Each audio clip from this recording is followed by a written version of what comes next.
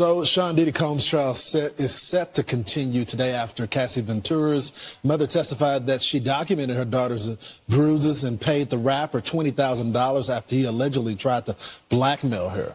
Ventura's ex-boyfriend, rapper Kid Cudi, could take the stand as soon as today.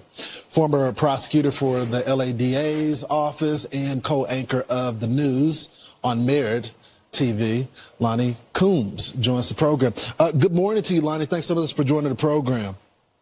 Good morning, Lawrence. Great to be with you. So, I was taken aback at first, and you have a different theory on this because it seems like they're making the case about Diddy being a bad guy, but I haven't seen the sex trafficking angle, which is what the charges are.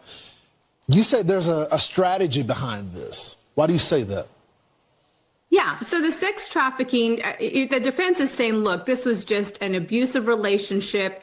We admit he was a domestic, violence person, but it doesn't go into sex trafficking. Sex trafficking is the difference between consent and coercion, right? If there's force, if there's coercion, then it becomes sex trafficking. And so Cassie Ventura's testimony was very important because she talked about how this was coercion, that she was being forced to do this, that she didn't want to do it. Now, here's the thing with her relationship. It was almost 11 years long. And so during that time, there's good, there's bad. And so people look at it and say, she could have left, right? She was independent. She had money. She would go date other people every once in a while, but then she'd come back. She chose to come back. And that's why there's going to be an expert witness today. Dawn Hughes is going to be so important because she will talk about these abusive relationships, how the abuser controls and manipulates their victims, and how the victims will respond and will go back when other people are like, why are you going back? But it's a part of this abusive relationship. And Dawn Hughes, many people may recognize her. She testified in the R. Kelly case. That's right. Keith Raniere. She testified in the Johnny Depp Amber Heard case. So her testimony will be very important to help people understand the difference between whether this was coercive or whether this was a consensual relationship. Guess what day it is? Why are you gay? Guess what day it is? Mike. What day is it, Mike? Guess what's It's going to be a very painful 3.5 years. Hump day?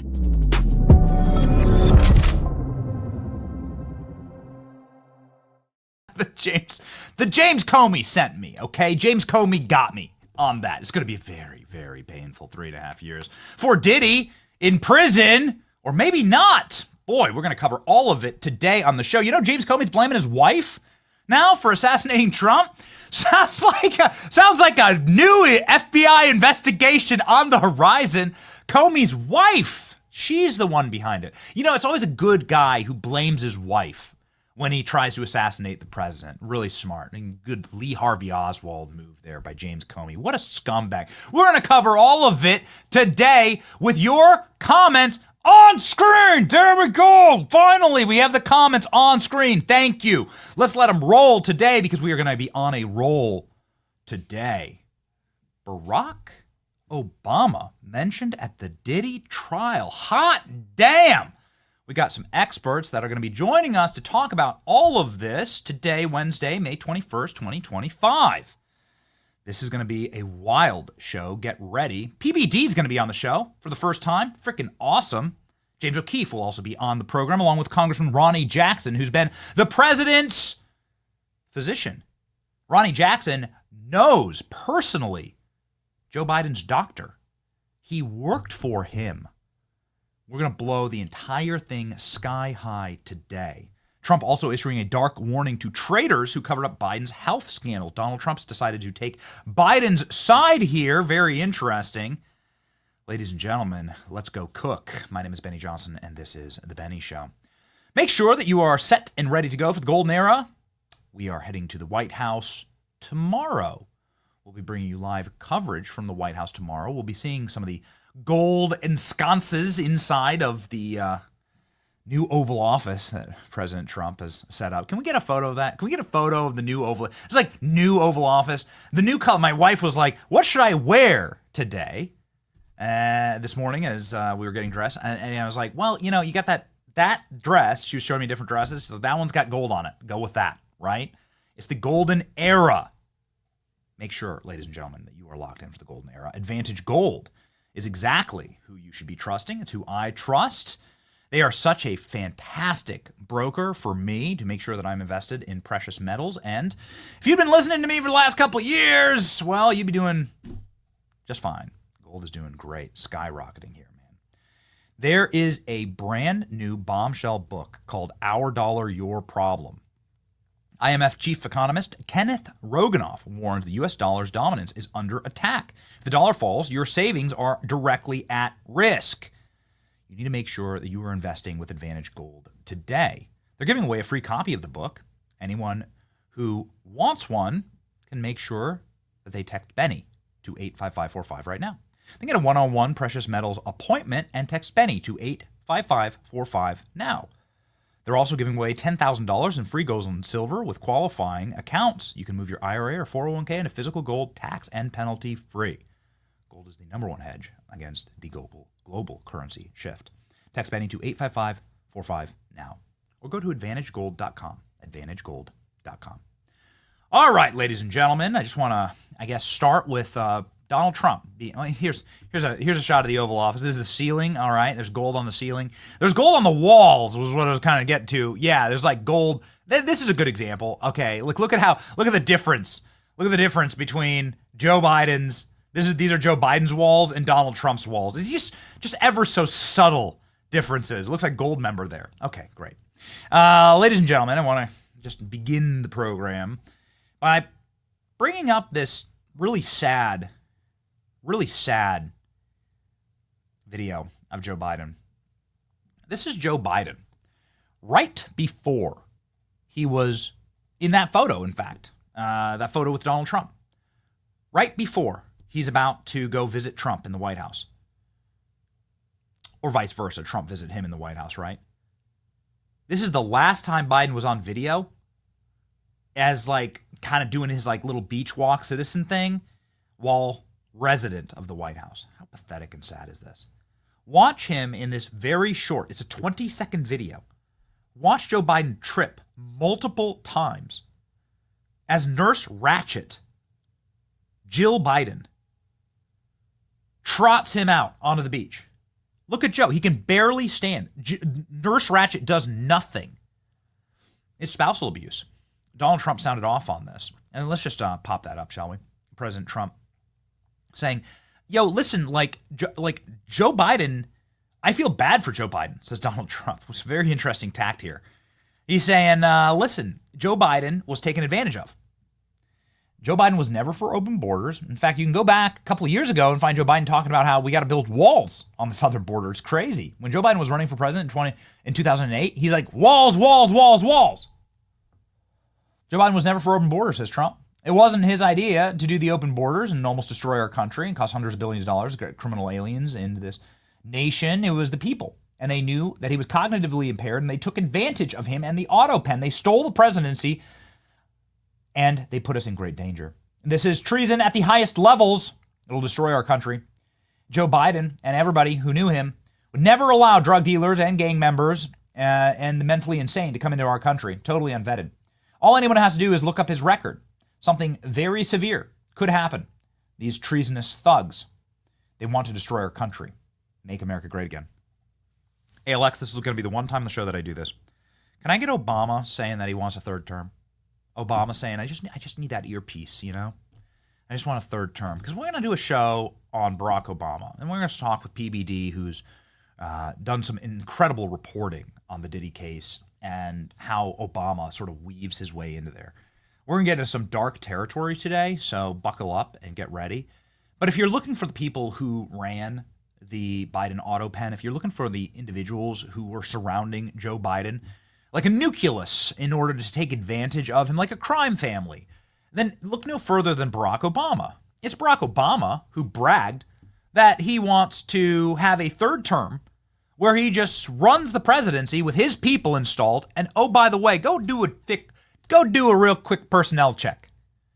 It's the same administration. If you're looking at Obama, the end of Obama, 2016, at the very end of Obama, 2016, there is a one-to-one parallel job movement directly into the Biden regime. All of them were there. There's that hilarious photo where Jen Psaki's sitting there like all sour puss face in the White House Rose Garden. Every face you'll recognize went straight into the Biden regime. Biden didn't have any of his own people. He had no one. It was just a one-to-one parallel movement of Obama people. The entire administration was staffed out with Barack Obama. It was Obama's third term. Here we go. Now, do you wish like you had a third term? You know what? If I could make an arrangement where I had a stand-in, a front man or front woman, and they had an earpiece in, and I was just in my basement in my sweats, looking through the stuff, and then I could sort of deliver the lines, but somebody else was doing all the talking and ceremony. Wow. I'd be fine with it. Wow, fascinating. It's an amazing little reveal there. It's wild how these people they always have to be out front with it. They have to brag about it. You know, it's the nature of the banality of evil. It has to be in your face. It has to be out front. It has to be garish, grotesque. They have to they have to do it in public. It's a ritual for them. And this was Barack Obama telling us what he was about to do with Joe Biden. Funny how in multiple instances during Joe Biden's residency at the White House, you could practically tell the guy was wearing an earpiece. Jake Tapper's out yesterday. Benny, you sound crazy. Jake Tapper's out yesterday saying there were multiple Bidens. So there were 2 Bidens in the White House. Nobody even knew which one was going to show up per day. My favorite was number 4.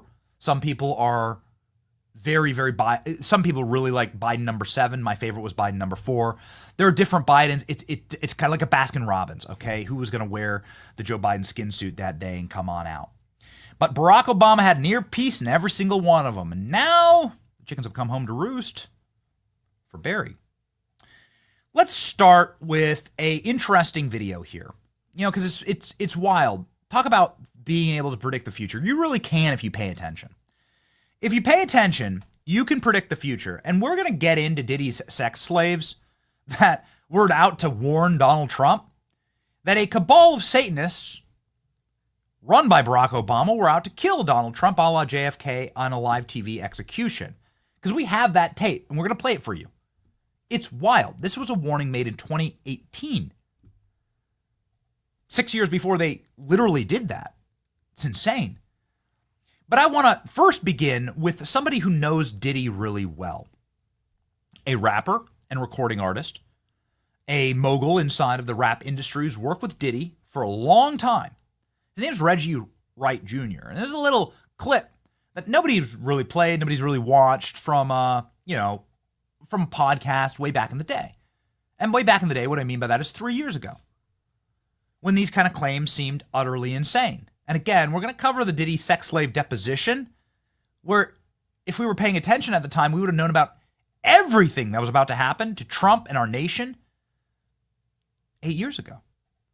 But let's rewind the clock back just a little bit to Reggie Wright, who went on a podcast and told us everything that Diddy was guilty of, and more importantly, why he's doing it and what's going to happen next. Let's go. But he need to build a spot over there in Bali for his boy Puffy. Cause Puffy I warn Keefy D to take his ass over there. There's no extradition laws over there. So I'm warning you now, Puffy. Take your ass over there. Reggie prediction. I know Puffy is smart enough, and he probably done already cleaned his houses. But sexual predators, what do they do? And we'd be like, damn, why? They treat their sex tapes like, yeah, remember that song, Me and My Girlfriend, that Pac did? You know, what he was talking about? What was Pac talking about, y'all? And that, do y'all really know what he was talking about? For those of y'all know what he's talking about, he's talking about a gun, but sexual predators is what hold on to their tapes. And cops know.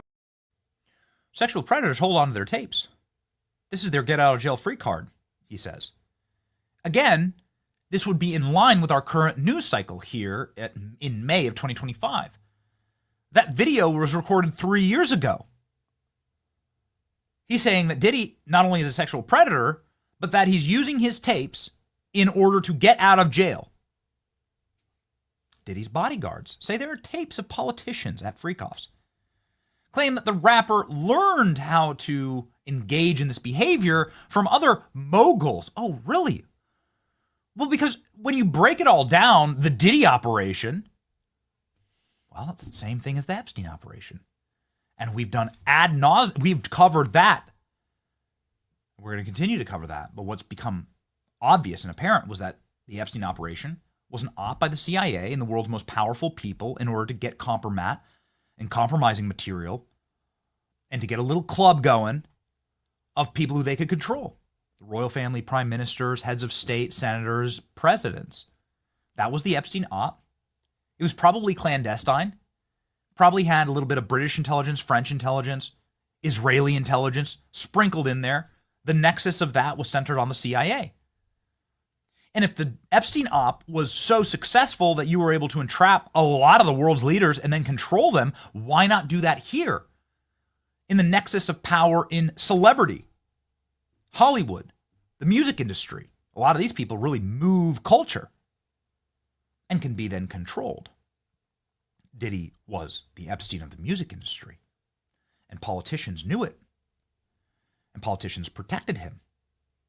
Very interesting little piece here from a lawyer who went on News Nation and said, I've seen tapes of the A-listers of the A-listers. What does that mean? At Diddy freak-offs. Huh? A-listers of the A-listers. She says, way bigger than Diddy. Huh? Wait a second. Like, well, Diddy is a really big celebrity. What do you mean way bigger than Diddy? What can you possibly be talking about? Porno allegedly showing Diddy with more famous A-listers being shopped around. Being shopped around. Eddie Griffin, famous comedian, says Diddy's a dead man. That he won't leave prison alive after a sex trafficking arrest. What kind of a person could you have compromising material on that would get you Epstein? Well, we know that Epstein had compromising material on Bill Clinton. 27 different trips to the island. Hillary Clinton going as well. And we all understand what happened to Epstein. So who could it possibly be? Who could it be? What's the relationship between Diddy and Barack Obama? Well, I want to go back in time a little bit to the year 2020, where Diddy was being interviewed about how dangerous Donald Trump is. Now, we can go way back in time, and we will, about how much Diddy has been used as a tool of the Democrat Party and how it makes absolutely no sense. But I want to start with the most recent usage of Diddy, because he was taken off the field in 2024. Don't worry, they replaced him with Lizzo and Oprah and Beyonce. Of course, Beyonce was at these parties as well. Funny. It's just a few degrees of separation there. In 2020, Diddy went on CNN and said, white men like Trump need to be banished. I wonder who was directing this. Let's go. If this man is elected, we're not standing by no more getting killed. We're not scared of anybody standing up and standing by. We're on the verge of a race war. White men like Trump need to be banished. That way of thinking, it's real dangerous. Yes, white men like Trump need to be banished. Way of thinking is really dangerous. What have we learned about the Diddy op? We've learned that Diddy was a manufactured celebrity. He didn't have any hits. Nobody really listened to his music. He didn't have any chart-topping records for like 20 years. He was an entry point. He was a influence vector. How did he keep his influence? Well, let's go back to the very beginning. Who was one of the first people that brought Diddy into the political realm? Well, we happen to have the tape here. Had to dig way back into the files. Over 20 years ago, Diddy's first political interview was with Barack Obama. Now, this is an 8-minute clip here that Diddy puts up, It's like a vlogger style from way back in the day. But it's Diddy introing Barack Obama's political career. At this point, this is going to be wild. This is going to blow your mind. This is Diddy's first political interview. Barack Obama hadn't even been elected to senator. He's not president. And here in the tape, you can hear not only Barack Obama with a brand new accent, very unique accent that got exercised out of his vocabulary, but when Barack Obama was trying to appeal to the Diddies of the world, he did this. And then there's something else unique that happens here. Here we go. Obama blog, Barack Obama meets Barack Obama. 4 years ago, I had the privilege to meet Barack Obama, interview him, predict that he was going to be something big, and also joke around with him, have some, we had some funny banter back and forth. We was really like snapping on each other a little bit. It's some footage that I will always thank God that I have, and I got a chance to meet and talk to this great man. I wanted to share it with y'all. Happy Obama Day, baby. Happy Obama Day. Happy Martin Luther King Day. Your dream is now a reality. Check out this exclusive footage. Here we go. Barack Obama meets Barack Obama. Man, the archives Peace. here. Introduce yourself again for me, sir. I'm Barack Obama. I'm the U.S. Senate candidate from the state of Illinois. Candidate. And you becoming a black Democratic senator, this is a big deal. This is a big deal. Well, absolutely. We've got 100 U.S. senators from across the country, and right now not one is African American. So part of what we hope to do is to break that barrier, make sure that African Americans, Latinos, more women are included in the process, because the U.S. Senate makes decisions about a lot of stuff, war and peace, what we do with our tax dollars, etc. And the reason why I'm bringing up that's a big deal, because it's proof that the voting process can work if minorities and young people get involved. The disenfranchised that don't usually vote can make changes and can change the face of politics. Do you agree? Absolutely. Listen, you're a motivating force for young people all across the country. Your music moves people. You're a trendsetter. But part of what we want to do is to make sure that we're setting a trend in terms of political participation. Music, fashion, all that's important. But people have to also understand that, when our young men and women go to war, somebody's make that decision, and it's typically going to be young people. Whether you work at Mickey D's or you're producing records, your tax dollars are going somewhere. And it's almost like Barack Obama gave Kamala Harris the Mickey D's fake story. You listen to this, it's like time capsule stuff. All of these, he's like describing DEI. I want more women and Latinos and African Americans in the Senate. They're like, we need to have quotas in the United States Senate, you see. It's remarkable to go back. I mean, you're talking 2023 is the date of this video.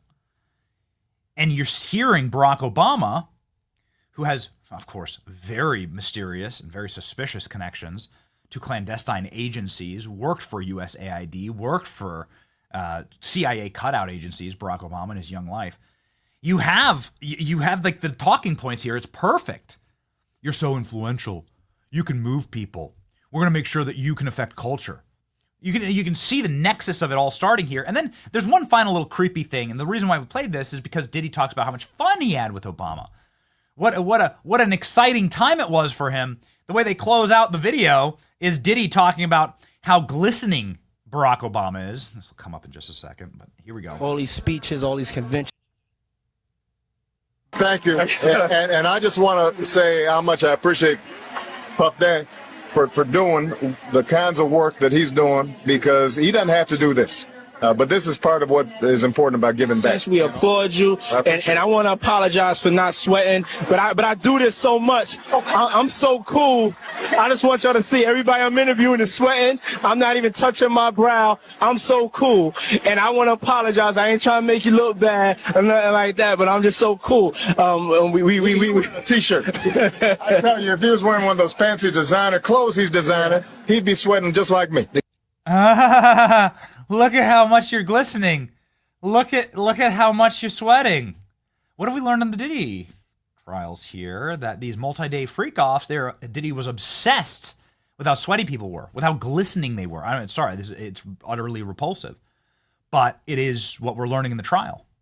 He's constantly obsessed with who's sweating and who's glistening, and that's why all the baby oil was there. Also, the baby oil was a way to get date rape drug into the system without taking pills. But now we've learned a little bit more about the pills that Diddy was taking, and we have another mysterious Barack Obama connection to Diddy. Did you know that Barack Obama was in Diddy's mouth almost every night? I'm sorry to put it that way, but it just is what it is. Sean Diddy Combs took drugs every day that were Obama-shaped. Huh? Like, say what now? Okay, let's go ahead and read. According to the drug dealer for Diddy, not only did Diddy request Obama-shaped drugs, and we have photos of them. We have photos of them here. Here, Clem, pop over to my window, shall we? These were the kind of drugs that Diddy was requesting.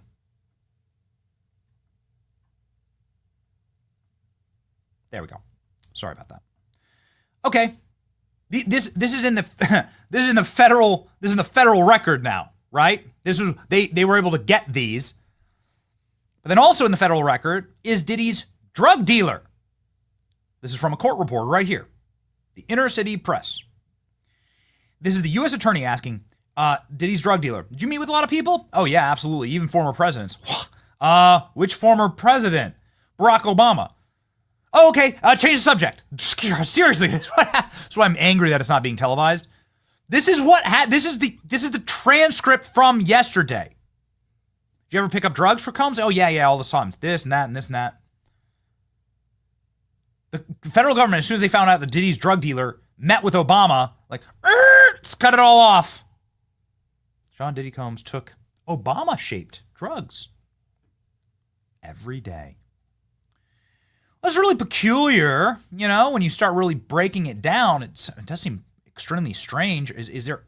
Are there other instances of Barack Obama having a tie-in to this whole Diddy world? Let's start with a mysterious clip of two celebrities that we knew were ubiquitous at Diddy parties. This is John Legend and his really creepy wife. Do you have this, the Chrissy Teigen, John Legend one? Okay, thank you. John Legend and his super creepy wife, Chrissy Teigen. We say creepy because, well, she's a horrible witch. You can go through the Candace Owens reporting on Chrissy Teigen. Found the number of times that she's threatened to kill people and asking people to commit suicide. And, you get even darker. Chrissy Teigen is a monster. And her and John Legend went on a red carpet. And they were asked, what's the most memorable place that you did it? And the answer sent John Legend into a Diddy-induced glistening sweat ball. Watch. Public place you did it. Is this the best or the worst? What do you do? The best. Okay, the best. Probably the Obama thing. What? John, what's it? Oh God. Oh God. John. What? What is your wife talking about? I don't know. We heard Obama in there. Chrissy, get back in. What happened? We're not going to discuss that. We're not going to discuss it? We're not. We're not. Okay. Oh my God. Secret Service. Come here, jump back in. Hi. Look at John. Hi. We're not talking about it. That's the truth. Thank you. And I just want to say how much I appreciate Puff Daddy for doing. The Obama thing, huh? I mean, again, we know that the John Legend and his wife Chrissy Teigen were ubiquitous at these Diddy parties. What exactly is that? Why does anybody ever ask, like, what Obama thing they were having sex at? Strange, this. Does this possibly go any deeper? Well, yes. The answer is yes. So, we're going to be joined in a moment by Patrick Bet-David, who has done an enormous amount of reporting on this and has spoken with other industry, rap, moguls, Suge Knight, for instance, who described not only the relationship between Diddy and Obama, but also how Diddy kept getting away with his behavior. Before we touch on that, I would like to also bring to your attention our show last Friday, which went thermonuclear viral, where we simply talked about the publicly available testimony of one of Diddy's sex slaves. It's a man named Jonathan Odie. He was a Chippendales dancer, an adult performer, I guess would be the polite way to call it. He went to the Trump golf course in Miami. He shot up a chandelier, trying to get Trump's attention, according to his own deposition. The deposition's on film. I encourage you to watch it. It's all available. You can go see it for yourself. Jonathan Odie hasn't been able to get a trial for some strange reason. After that deposition, he said he shot up Trump's, he didn't hurt anyone, but he shot up Trump's golf course in order to get Trump's attention. Why? He said that there was a cabal that was trying to kill Trump. Well, before we get to that claim, let's get to one other very interesting claim that he said right off the top. He said, I'm Diddy's sex slave, and I get paid to have sex with his girlfriend. Her name's Cassie. And here's the amount that I get paid, and I'm under an NDA. He paid me $5 million not to talk about this. And then I filmed it. Again, in 2018, this seems like the insane ramblings of somebody who's having a psychotic break. And of course, they get, mugshot like this, and you say, this guy's just cuckoo pants. But then lo and behold, in this Diddy trial, Diddy's girlfriend is shown a photo of Jonathan Odie, and she said, yeah, that's the guy Diddy paid to have sex with me. What? Well, if at the time in 2018, the most outlandish claim that he makes is true, we have to then examine all the other claims. What's next? What's next is he said that Trump was going to be assassinated. He said Trump was going to be assassinated by a satanic cabal. How are they going to do it? Asked the cop. Jonathan Odie goes, it's going to be like JFK. They're going to do it on camera. It's going to be a live event. It's going to be like a campaign event. He's going to get shot in the head. In 2018? Yo! This is what he claims? Again, if you were to go to any, intel or operative or assassination expert, they would have said, well, if you were going to assassinate the president in the modern day, you wouldn't do it the dirty old way, like in the 1960s. You'd poison him, right? Or drone attack, or some type of really sophisticated bomb or laser, EMP weapon from space. But sure enough, this dude was telling the truth. Sure enough, this dude told us what was up. And then in the final claims that he makes, he talks about how Obama, Hillary are in a Illuminati-like satanic predator cult. And he describes how he knows this. How do we know this? Well, because I was the sex slave of Diddy. He's on the phone all the time, and I hear him talking about it. Yo! Let's connect that with some of the reporting that PBD's done. And then joining us in just a moment is the great Patrick Bet-David. PBD has done an extensive series of reporting on Diddy. But one of them that really broke the internet was Suge Knight from prison talking about how Diddy, he's protected. He's a protected FBI informant. That this is a situation that was set up by Barack Obama and probably by Intel assets, and that Obama knew about everything Diddy was doing. How deep does the rabbit hole go? Let's just play this short clip. Right? But at the same time, whatever the situation is, everybody knows it's wrong. And I don't think he can get punished as hard as a regular person because, he should be an FBI informant for a long time, they say. So I'm quite sure that play a role. You're saying... Asking the question, me, Cat, and Puffy, we had no reason to be hanging out. Me and Cat, but not me and Puffy. Got it. So you're saying Diddy's an FBI informant, and he's been one for many years. That's what they say. Nothing never happens, but it's still, like I said, it ain't my business. But I said that because anybody else gaffered up quick, fast, in a hurry.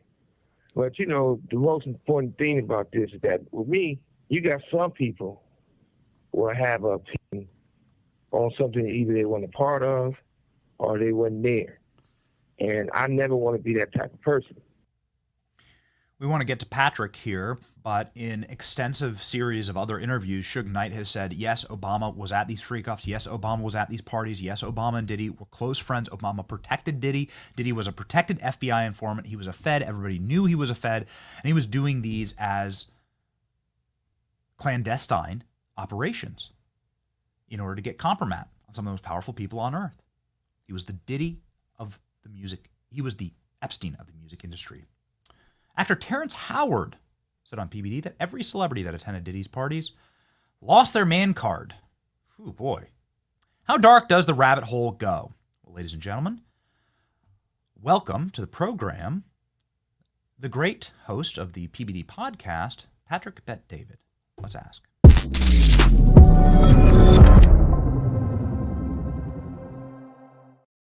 PBD, welcome to the program. You've done such extensive series of investigations here. Did it shock you when you heard Barack Obama's name dropped yesterday in the Diddy trial? That Diddy was taking Obama-shaped ecstasy pills, that Diddy's drug dealer knew Barack Obama? I mean, look, first of all, it's great to be on with you folks. If you don't know, this guy's very good at jumping fences and gates. I just want to make sure everybody knows this. There's footage of it. I'm sure he showed you. But let me get right into it. So, look, I'm not surprised because there's a lot of weird things going on lately. When you all of a sudden are the most popular president on the Democratic side, maybe him and Bill Clinton, and you are, you're the black Jesus for the folks on the left. They love this guy. He can't do anything wrong. Then suddenly you go to Jimmy Carter's funeral, a Democratic president that matches a lot of values like you, but your wife isn't there. Trump is there, and you're sitting right next to Trump. And then you go to the inauguration, and you're there, and your wife's not there. Then your wife starts a podcast with her brother, and they start talking about different kinds of things, and the relationship. And then now he is going and having dinner or lunch with his two daughters, and she's not there. It's just too many of these things of them not being together. Who knows? Maybe something being released here with his involvement, his relationship with them. Barack was a very popular, famous guy that liked to go to these types of things, and he was not only very well-known politically, but he was Hollywood, tied to Hollywood. They liked him. He liked to be around them. He liked rubbing elbows. So I wouldn't be surprised if there's something there. Hopefully you don't want to see any of that stuff taking place with a U.S. president because it's embarrassing on an international scale. You don't want a president of ours to have something like that. So I'm always leaning towards nothing coming out, but there's way too many things that are coming out right now, especially when you think about the lead prosecutor. It was supposed to be Damian Williams, who he resigns December of 2024. He says, no, I'm not going to be dealing with this case on Epstein. And he's been on the Epstein, on Diddy, and he's been on the lead prosecutor for Epstein, Ghislaine Maxwell, and a lot of other things. And then the person that replaces the lead prosecutor to prosecute Diddy is Maureen Comey. Maureen Comey is the daughter of James Comey. James Comey, just a week ago, posted 8647. He found these beautiful shells, seashells that says 86 accidentally. Of course, he would never do such a thing.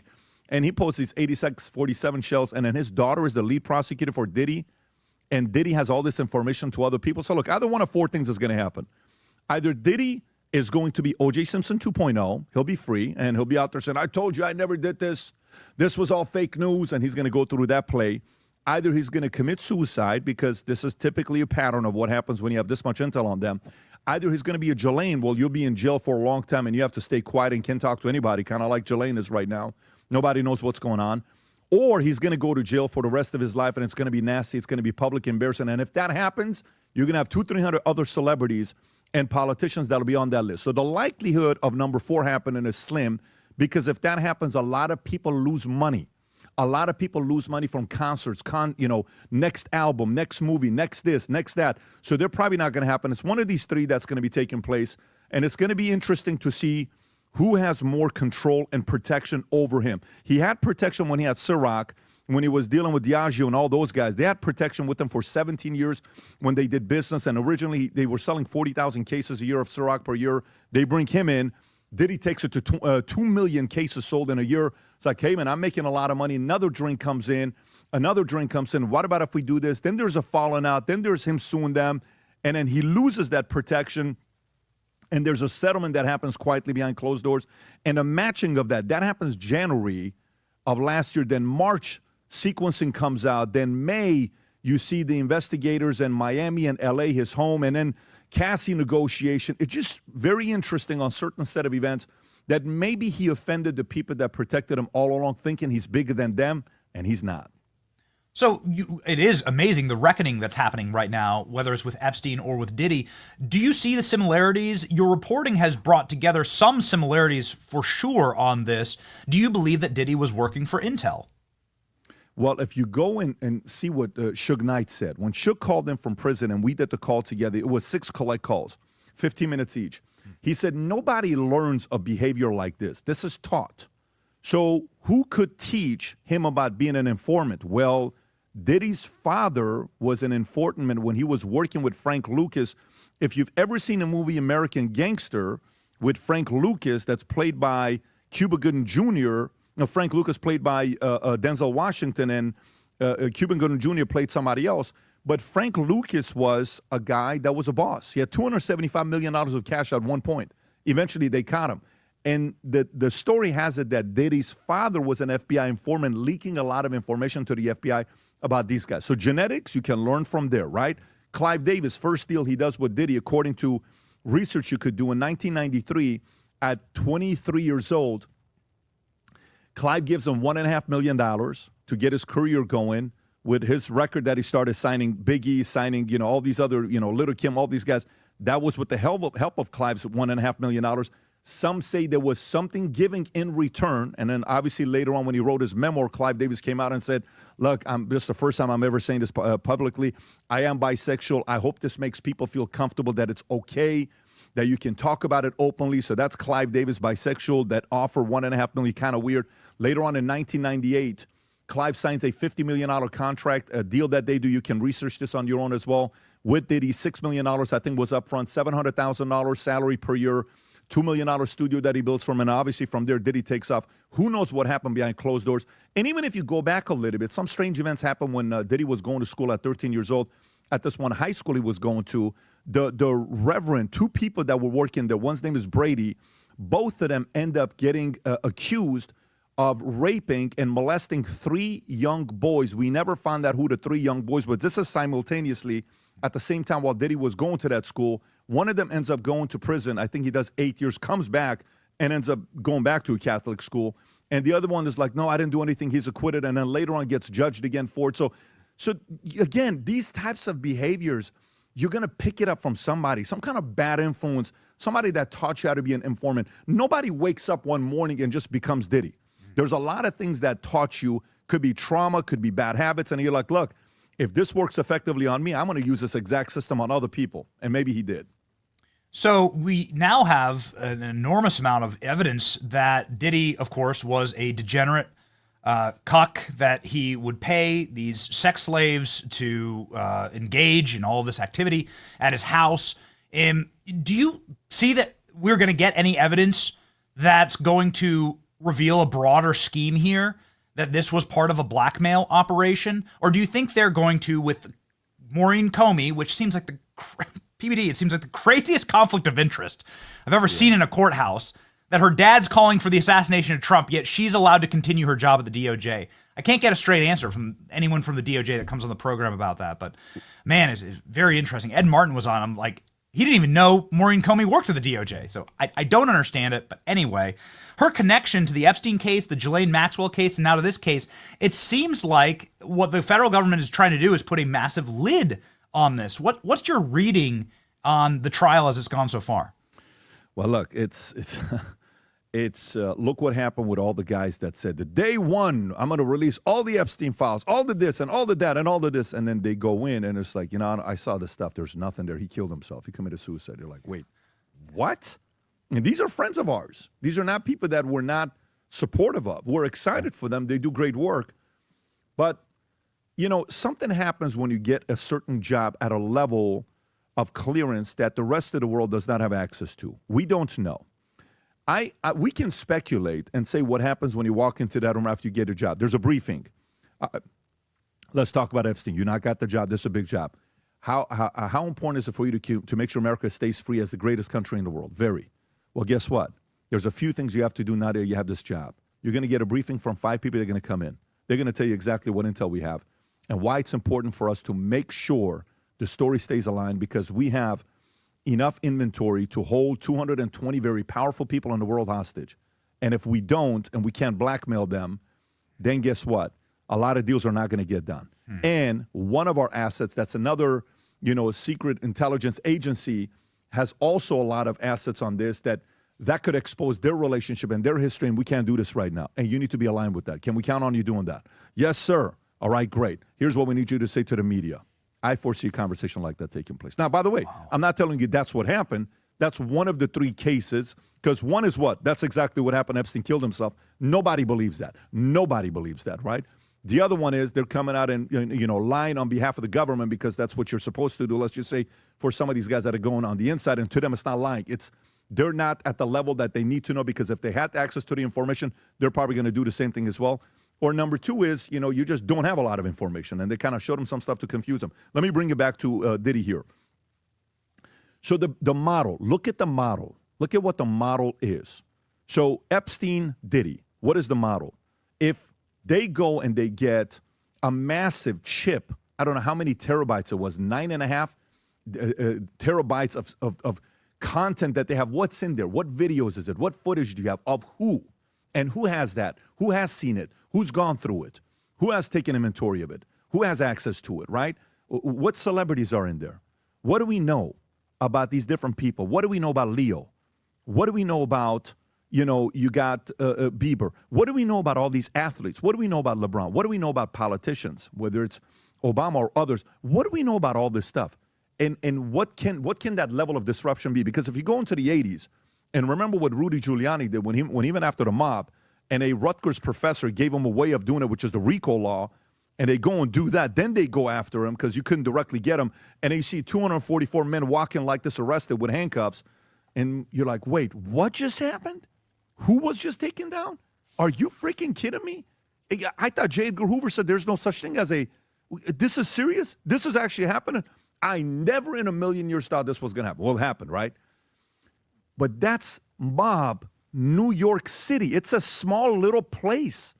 It's not a big, this is worldwide we're talking about. This is Hollywood industry that makes billions of dollars off of these guys. You want to take them out? We can't do that. These are annuities for us. We can't lose these as annuities. So I just think there's a lot of weird things going on right now behind closed doors with everything that he's doing. Do I think some things are going to be leaked? Listen, if it does, you best believe behind closed doors, all the major talent agencies right now are talking about what happens if it's leaked. And the same way a lot of these big pharma, military industrial complex invest a lot of money in lobbyists, you better believe there's some kind of a lobbying going on to make sure those names are not leaked.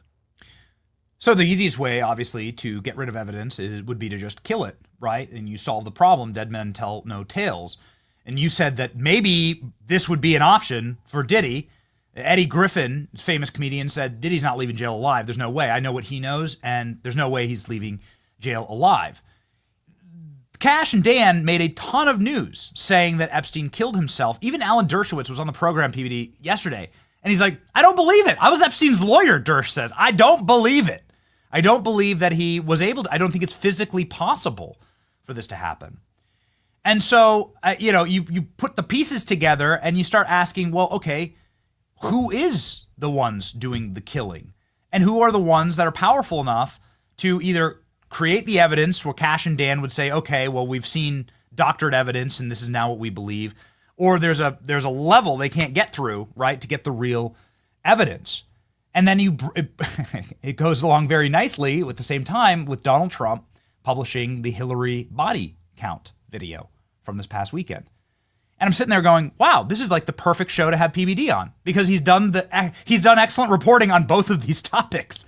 And so let's blend them all together. Donald Trump breaks the internet by posting this video, and you're maybe the only guy with deep credibility that is asked about the Clinton body count from somebody inside of the Clinton orbit, which is Anthony Weiner. And what crazy viral for this, because Anthony Weiner's response to this was to shriek and to yell and to nearly attack you in a 5-minute video. Do you think that Donald Trump's playing some chess here? Oh, yeah. Do you think there's more to come on this, PBD? Well, I think here's what he's doing. I think there's a lot of winning going on right now with Donald Trump. I think 2026 is going to be the greatest year in our lifetime as an American. Let me explain to you why. June 15 is his birthday. He turns 80. July 4th is going to be America's 250-year anniversary, okay, next year. Then the World Cup is coming here.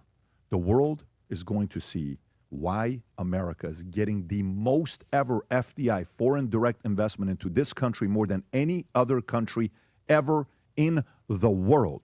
It's going to be a magical 2026, and this is not good. Why? Because the Democrats are losing in ways they've never, ever lost before, where the person that's getting the biggest percentage of running for president is AOC, with Kamala at fourth place.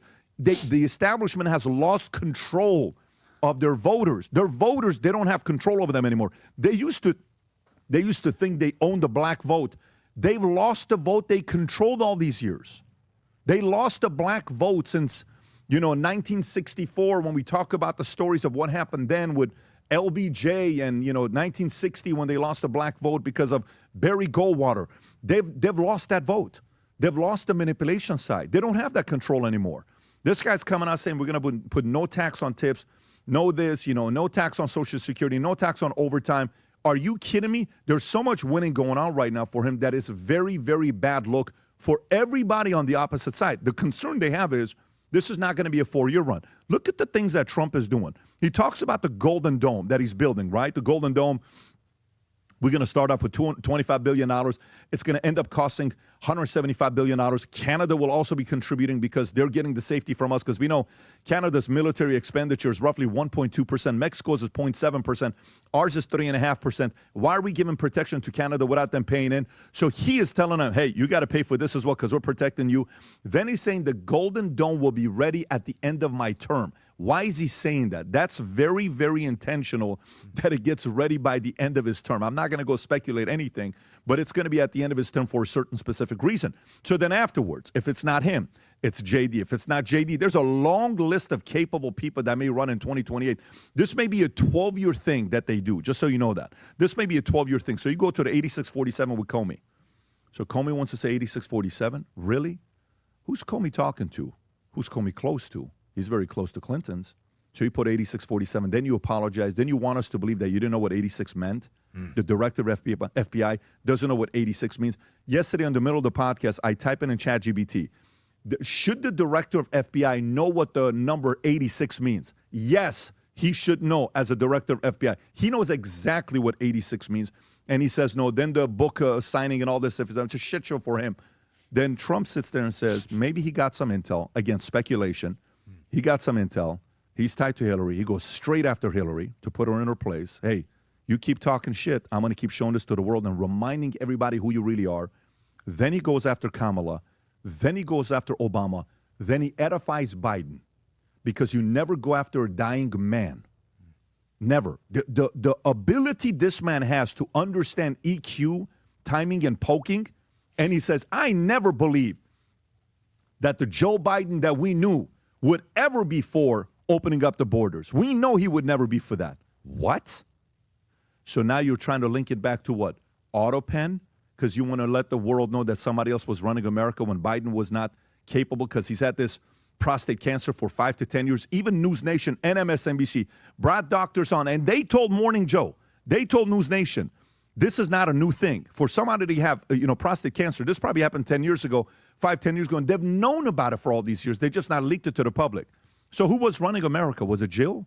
Was it Blinken? Who the hell was it? Let's find out who was doing all those auto pens. How many that can be reversed? This is you have to know, this is a very embarrassing season for the left. Maybe the worst in the last 100 years. They don't want this. This is a very, very problematic season they're in right now. So I am not surprised they're doing all this stuff. But President Trump grew up in New York. He's a tough guy. He grew up in the streets with gangsters, with fighters, with manipulators, with all these other guys. He's been watching this stuff happen for many, many years, and he's handling it accordingly. He knows they're trying to take him out. That's an incredible thread. I didn't really think about that. So you're saying that the Clinton body count video was a warning to Hillary because James Comey was then openly posting about his assassination. I've been very worried about the James Comey thing, and I've been trying to talk. We've spoken with intel experts on the program, PBD, about how there are splinter cells that operate inside of Homeland Security, Secret Service, the FBI. These splinter cells, black ops groups, their loyalties are suspect, meaning that they were hired by Comey, they were promoted by Comey, and you can't get rid of all of them, and they're allowed to carry guns around Donald Trump. This kind of stuff's really deadly serious when James Comey posts that. I mean, do you agree? I mean, it has to be taken far more seriously than some grandmother posting it in Youngstown, Ohio. No, but they're taking it very seriously. I mean, this is a team right now that just less than a year ago, somebody tried to take him out. And we're talking 10 months ago. Somebody tried to take him out, right? I mean, this isn't a regular thing that we're talking about. There's a lot of dark things going on behind closed doors. You know, they asked him the other day, what do you like to do for fun? He says, what kind of exercise do you do? He said, well, I used to golf a lot, but I don't golf enough anymore. Why? Because he's working every day. I'd love to know somebody say, who in America right now is working harder than a 78-year-old man that's about to turn 79 years old? Who's traveling more than him? Who's working harder than him? Who is working as hard as he is at that age? And he looks like he's got the energy of a 25-year-old. I don't know. This is not a good look. America, it's increasing the support for him. Liberals are sitting there saying, in New Jersey, the governor is a Democratic governor. That's a liberal state. That is a very liberal state. Now, the popularity and support for Trump is 2% higher than their liberal governor. How the hell does this happen? New York could flip.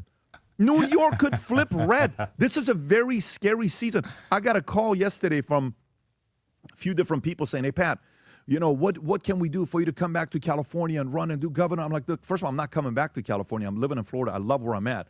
But I will tell you, I cannot tell you how many people I've spoken to behind closed doors that are having other people running for office in California, formidable names that is still not yet public. Once this gets public, it's going to be very interesting. People in Hollywood that I speak to, who you know these names, who would have never, ever spoken to a guy like me watching a podcast saying, we're buying the future looks bright hat because we're no longer scared of talking about the fact that these values are ridiculous. Stephen A. Smith is talking about the fact that, you know, I'm tired of the woke culture. And right now, you know what they're going to do to him if he runs as a liberal? They're going to destroy him. The moment they realize they can't control him, they're going to destroy him. Everybody is learning the fabric of the establishment. Everybody is seeing the business model, and they're sick of it. Bernie Sanders finally had the audacity to brass on Flagrant Podcast to say that they are the problem. Are you kidding me for Bernie Sanders who said, this is so, every day they're getting hit in the face, hit in the face, hit in the face, hit in the face, hit in the face by data, by people dropping DEI, by countries dropping DEI, every single day. The day President Trump won on November 5th, I said this. I said, today is the single worst day of Barack Obama's life. There's never been a worse day in Barack Obama's life than November 5th. Because what ended up happening is, if Trump would have lost on November 5th, Barack Obama would have been on stage and said 2016 was lucky. It was all luck that Trump won. America didn't want a Trump. America didn't want a direction that Trump wanted to go. It was so monumental that Trump won because Trump can now say 2020 was a fluke. You always wanted this. America always wanted this. We were always on the same page of common sense. No, to me, this is a magical, magical time, and we all have to stay paranoid, knowing the gamification, the manipulation is not over, because on any given day, you can see a surprise where you're like, oh my God, look what they're about to do. Stay paranoid. Stay optimistic. I'm always optimistic, but I'm always watching because the envy is always thinking about ways of taking you out. Very quickly, speaking of that, very quickly, and in conclusion, PBD, you mentioned New York and Trump's, of course, skyrocketing popularity in that blue and liberal state. Letitia James, you're somebody who knows a lot about insurance and property. You're somebody who's a part owner of the New York Yankees. Letitia James is now changing her story, saying she accidentally listed her Virginia residence as her main address. Is she cooked? Is Letitia James going to prison? It's just a beautiful thing to see when you accuse somebody of wrongdoings is something that you've been doing this entire time. It's going to be, this is another thing that adds to what I'm talking about, Benny. It's going to be very embarrassing. Again, if Trump doesn't win November 5th, Letitia James will go down as being right because we would have never known the truth. Obama would be known as a winner, okay? Kamala Harris would be known as the first female president, African-American, Indian, whatever you want to put it. All the woke stuff would have continued. ESG would have continued. DEI would have continued. The madness in schools would have continued. Every one of those things, the war, the division, the divisiveness in schools, the Columbia, the Harvard, all of that would have continued. it's such a bigger thing. I got 4 kids. When you think about your kids, you want your kids to have an opportunity one day to go fight for their dreams in a climate that you had because it was free market capitalism. And hey, listen, you want to go out there and do something big, you can. If Kamala would have won in 2008, November 5th, 2024, and Obama would have gotten the victory, Obama would have been the most powerful man in America still. It turned like this. And if they were in, Diddy would have been delayed. All these scandals would have been delayed. Everything would have been delayed. Trump got in. Everyone's getting exposed. It's a bad time for Democrats right now. Letitia James, what's your over-under? You think it's going to go through? I don't know. I mean, look, CBS is agreeing to pay President Trump somewhere between $30 to $35 million with the whole 60 Minutes to the point where the president's stepping down. They're playing offense, man. They're saying, hey, you want to defamation of character, you want to make my name be a bad name? We're coming for all of you. I would not be surprised if he goes to it. But there's a weird part of the president that's also forgiving. There's a very weird part of the president that wants to move on and eliminate noise. It's very weird how this could go. Either they're going to destroy her and expose everything, or they're going to have a conversation and just kind of let her go and move on. Well, I hope for the latter. And if you hope for a future that looks bright, please follow Patrick Bet David. Here's his X account, but also obviously Valuetainment, and his show has 7 million subs, I think, on YouTube. Here's 1.3 million great Americans who follow Patrick Bet David on X. Obviously, you already know the PBD podcast. It's always an honor to be on. And yes, we were officially a border jumper for Jumping the Fence to get to your program. You look natural, though. You did great. Look natural. Thank you. Natural criminal. Naturally born criminal. Thank you, Patrick Bet David. Godspeed. Take care, buddy. Thanks for having me on. Godspeed.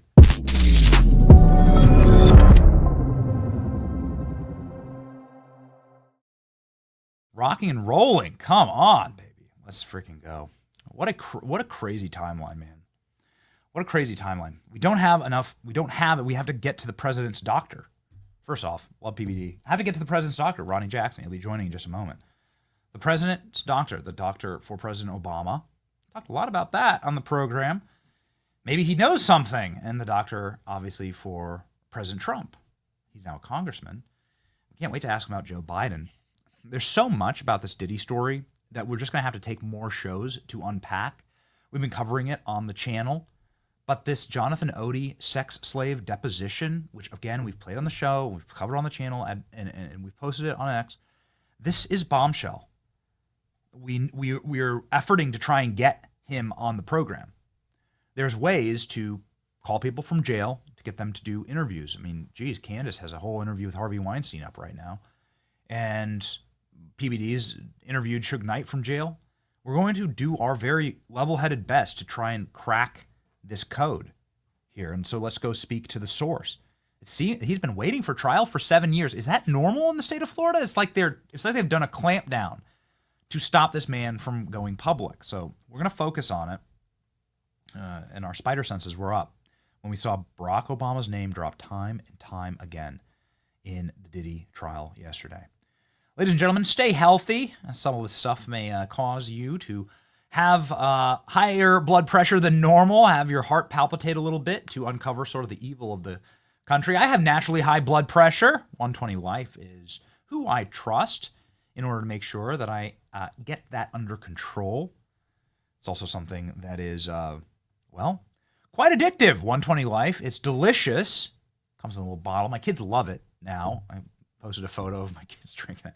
They love it. And it's approved by Nurse Kate, my wife, who's very, very prickly as to what we give our children. That's because it's made up of simply 5 natural ingredients, and that's it.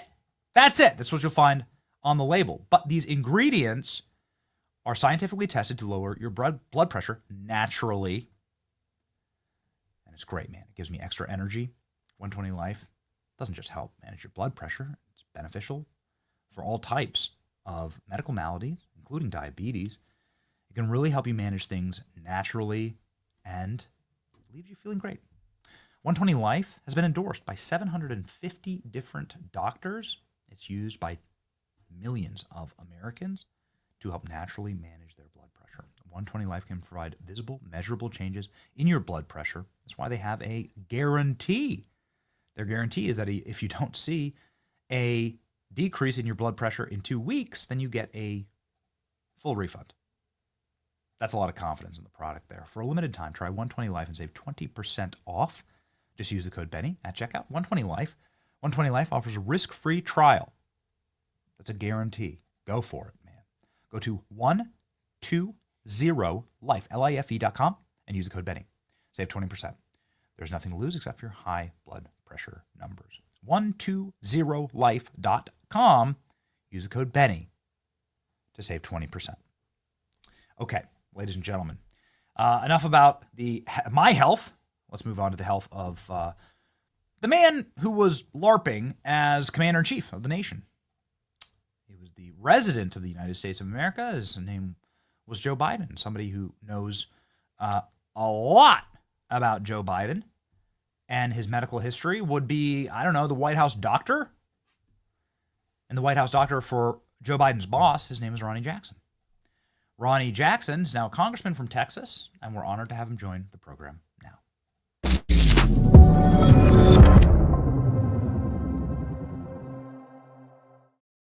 This live now, the great congressman and doctor. I'm not sure which one I should use first. Congressman, doctor. Very few of those, but it's good to have because you have great insight into something like this.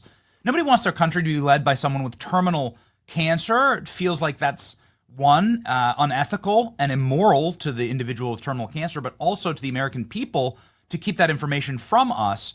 So given the fact, Congressman, that you were a presidential doctor to Donald Trump, Barack Obama, you know very closely Joe Biden because you served in that administration, the table is yours. What was your initial reaction to this news? Let's start there. Well, thank you for having me first. But my initial reaction, I think, was like everybody else. I could not believe that that this man had been in the White House for 4 years and had access to just unbelievable medical care, like just world-class medical care, the pinnacle of executive and concierge medicine, and that they could suddenly find out that he's got metastatic prostate cancer. Now, it's not like they just diagnosed him with prostate cancer and said, hey, he's got prostate cancer, we're going to deal with it. That happens all the time. But he had prostate cancer that's already left his prostate. It's metastasized all over his body into his bones. Prostate cancer grows extremely slowly. So that's taken years and years and years for that to happen. And so, like I said, with the access to the care he's had, how could that have not been previously diagnosed? How could he just now be getting diagnosed? I'm not sure I actually believe it because they're saying that on Friday, he got diagnosed, he got biopsied, and then got worked up to discover that he had metastasis in his bones. I don't buy that. That didn't all happen on Friday. Something else is going on here. And then, I was looking at some of the stuff yesterday, and I was watching the tickers on the TV, and I saw that he hadn't had a PSA since 2014. That's absolutely insane. So I was shocked like everybody else. And I will say, I know his doctor very well, and we'll talk about this in a minute, but, look, you said, no one deserves or no one wants to have their country led by somebody with cancer. No one wants to have their country led by someone with debilitating cognitive issues either. And that's what happened for 4 years. So they're really bad track record here from the medical standpoint on covering up medical issues with Joe Biden and to the country's detriment. So, all right, first off, let's cover the breaking news. At 6 p.m. yesterday, the Biden team finally broke their silence and said, Joe Biden, we definitely just found out about this on Friday.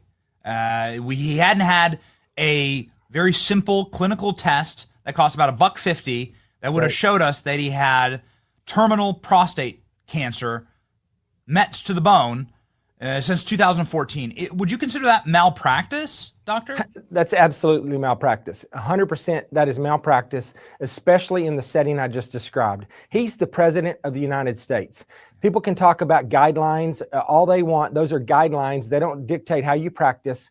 He's the leader of the free world. It's a simple blood test. You get it. And you can get one every year, and you can see if they're going up or not. So you have trends, right? And that's really a large part of the value in the test is to look at the trends.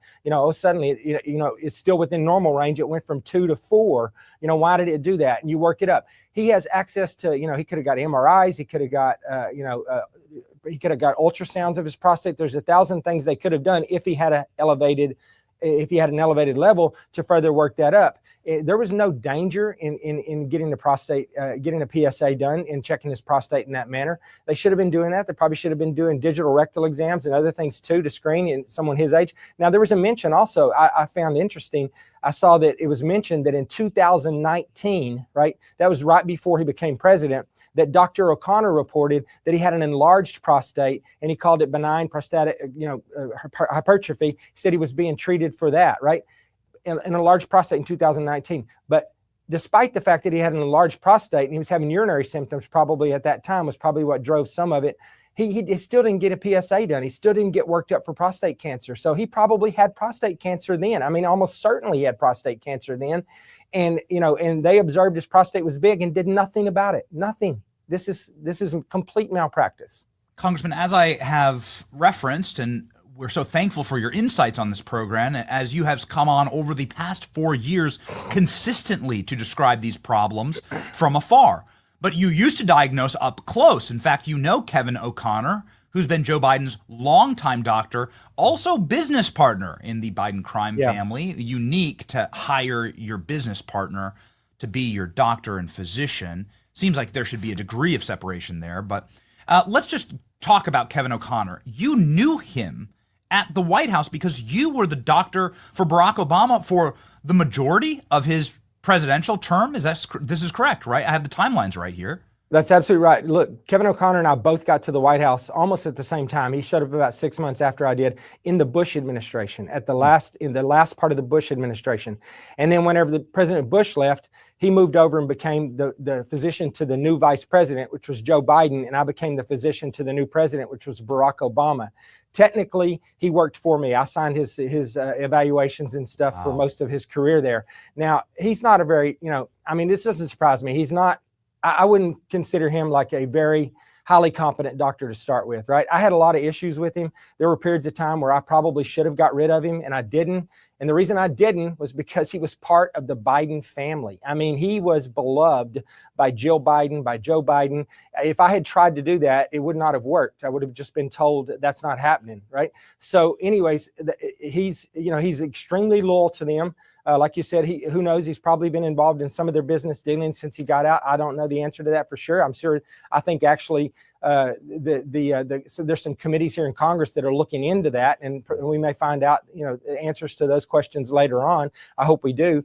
But yeah, he was really close to the family, and I've said before, I don't think there's anything he wouldn't say or do to protect that family, or anything he wouldn't cover up. And I've been saying this for a long time because it didn't make any sense that he was covering up this cognitive issue so aggressively, right? And he was part of the cover up. I mean, you look to certain people when you have medical issues or you have cognitive issues like this, and in the commander in chief and the president, it should be the physician, the first lady, the chief of staff. There are key people that it's their responsibility to say something about this, right? To bring this up and to figure out what to do about this. Because like you said, you can't have someone who's leading our country who's got cognitive issues like he had, or, who's got, terminal cancer like we know that he has now.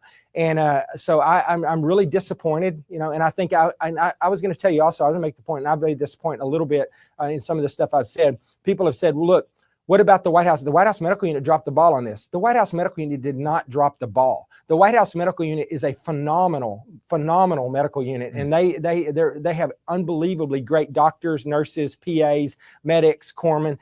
They are great. It is not their job, and they really have no role. And I guarantee they had no role in Biden's health care. Whenever he was getting his physical exam done and deciding what they were going to check and what they weren't going to check. That was purely 100% the responsibility of the physician to the president, the appointed physician to the president, which is Kevin O'Connor. The White House Medical Unit is there to support him, in whatever decisions he makes and help execute the plan. He comes up with the plan. The White House Medical Unit is there to travel with the president in case there's the president gets shot, or an IED hits the motorcade, or he has a heart attack, something like that. They are not involved in his primary care and involved in deciding what his physical exam does or does not look like. That is 100% the responsibility of one person. And I say this knowing, because that was my job. when I was a physician to the president for President Obama, and when I was a physician to the president for President Trump. That was my job. And I decided what had to be done and what didn't need to be done. And I was the one that was supposed to go out and explain why I did certain things and why I didn't do other things. And I did that. I got up in front of the cameras in the press briefing room, and I briefed his physical for an hour and 20 minutes and answered every single question that the press asked me. That did not happen in this last administration. It was part of the cover-up. He didn't want to get out there and try to answer questions because he had no answers to the questions they were going to ask, because it was very obvious to everyone that his cognitive issues were being covered up. And if he had done that, maybe, I say maybe because I also say there was a big double standard, because the press had zero intellectual curiosity about anything involving Joe Biden's health. When his physical came out, they just, okay, we checked the box, his physical's out, move on. Nobody asked any questions. Why wasn't Sanjay Gupta, the medical correspondents at MSNBC, all these people that were drilling me in the press briefing room about, ridiculous stuff related to President Trump's physical, why weren't they asking questions about why did you not do a PSA, Dr. Connor? There was the press, they just looked the other way, just like they did with this cognitive stuff. So there's a lot of people to blame here. Kevin O'Connor, Dr. Kevin O'Connor is chief among them as his physician, because it was really his responsibility to find this, and to screen for this, and he didn't do it. And, now he's got terminal cancer. But, the people around him covered this up aggressively, and including the press. So I'm disappointed in how things have worked. I think that we have a new level of transparency right now. The physician that takes care of President Trump right now, Dr. Sean Barbabella, is a phenomenal physician. He's an emergency medicine doctor. He's as good as they come. He's got a great medical team around him in the White House medical unit, and they're going to take great care of President Trump. And we need to make sure that that in the future, to the extent that we can, and it's hard to do because the president gets to pick his doctor and nobody else does, and they picked Kevin O'Connor because he's a family friend and he's loyal, and they knew that they could tell him to say or do whatever and he would do it. So it's a bad situation overall. I mean, what you've just said here is bombshell, and the insight that you've been able to shed on Kevin O'Connor, his quality as a physician, and then his closeness to the Biden family. It really does seem like a massive conflict of interest, and you say that this rises to the level of malpractice, because now you have something that is really bad for Joe Biden. It's now terminal cancer, and I mean, what should happen next to Kevin O'Connor? Should there be a full-scale investigation into this cover-up? It seems like at the very least, Congressman, that you are really toying with the constitutional republic here. They were trying to run by up through nearly August of last year. Yeah. August was when Kamala Harris took the mantle. They were trying to run Biden for another term. Right. I mean, look, he would have got elected. If he'd have got elected, he would be president for the next 3.5 years, right? And we'd find out what would have happened. Well, we would have found out that he has metastatic prostate cancer to his bones, and Kamala Harris would have been president. I mean, that's what would have happened. Right. So, yeah, I mean, I don't know, what needs to happen as far as the investigation goes. I do think there needs to be an investigation on the cover up of the cognitive issue. I think that absolutely needs to take place. And I think that's going to take place. There are going to be committees in Congress that are looking into that to the cover, because that begs the big question of, if he wasn't cognitively fit, who was in, and we know at this point that almost everything he signed during his 4 years was auto-pinned. So people want to know, like, did he really sign these bills? Did he sign these executive orders? Did he even know that they were happening? Or was somebody in the Oval Office, just running the show for him? Who was in charge at the White House? So those are questions that revolve around his cognitive issue that was covered up. Now, this medical issue is different. I mean, that I think that's medical malpractice. I think that's an issue that his family should be pretty upset about right now, right? One of their loved ones now has terminal cancer because medically he wasn't taken care of the way he should have been taken care of. I think that's more of an issue for the family right now, but it reinforces to the rest of us that there was a cover up at the White House, and they didn't have any problem covering this stuff up. So there's only two paths here: that the family was left completely in the dark, and the doctor committed some type of medical malpractice by just not doing the simple test. And we know the Biden family is, not the brightest, and so maybe they really were left in the dark. The other pathway here is that they did know, and that they covered it up. And we've had doctors on this program, and I'd just like to get your opinion on this in conclusion here, who've come on and said, listen, some of the treatments for prostate cancer lead to destruction of male testosterone, falling, weakness in your gait, inability to walk, inability to balance, leads to cognitive brain fog. It leads to an inability to to really function. And also, maybe perhaps this is why Joe Biden took 577 days of vacation out of the White House in a secure location in Delaware that nobody could get even close to. Perhaps he was being treated for this secretly. What do you believe? What do you think about that? Well, that's totally conceivable. I mean, nowadays, you get treated for prostate cancer with the radiation that they apply to your prostate, things of that nature, the chemotherapy, the Lupron that's suppresses the testosterone, those things. You can go get treated for prostate cancer nowadays, and it's an outpatient thing. You just go into a clinic, you spend 30 minutes, an hour there. They do what they got to do, and then you leave the same day, right?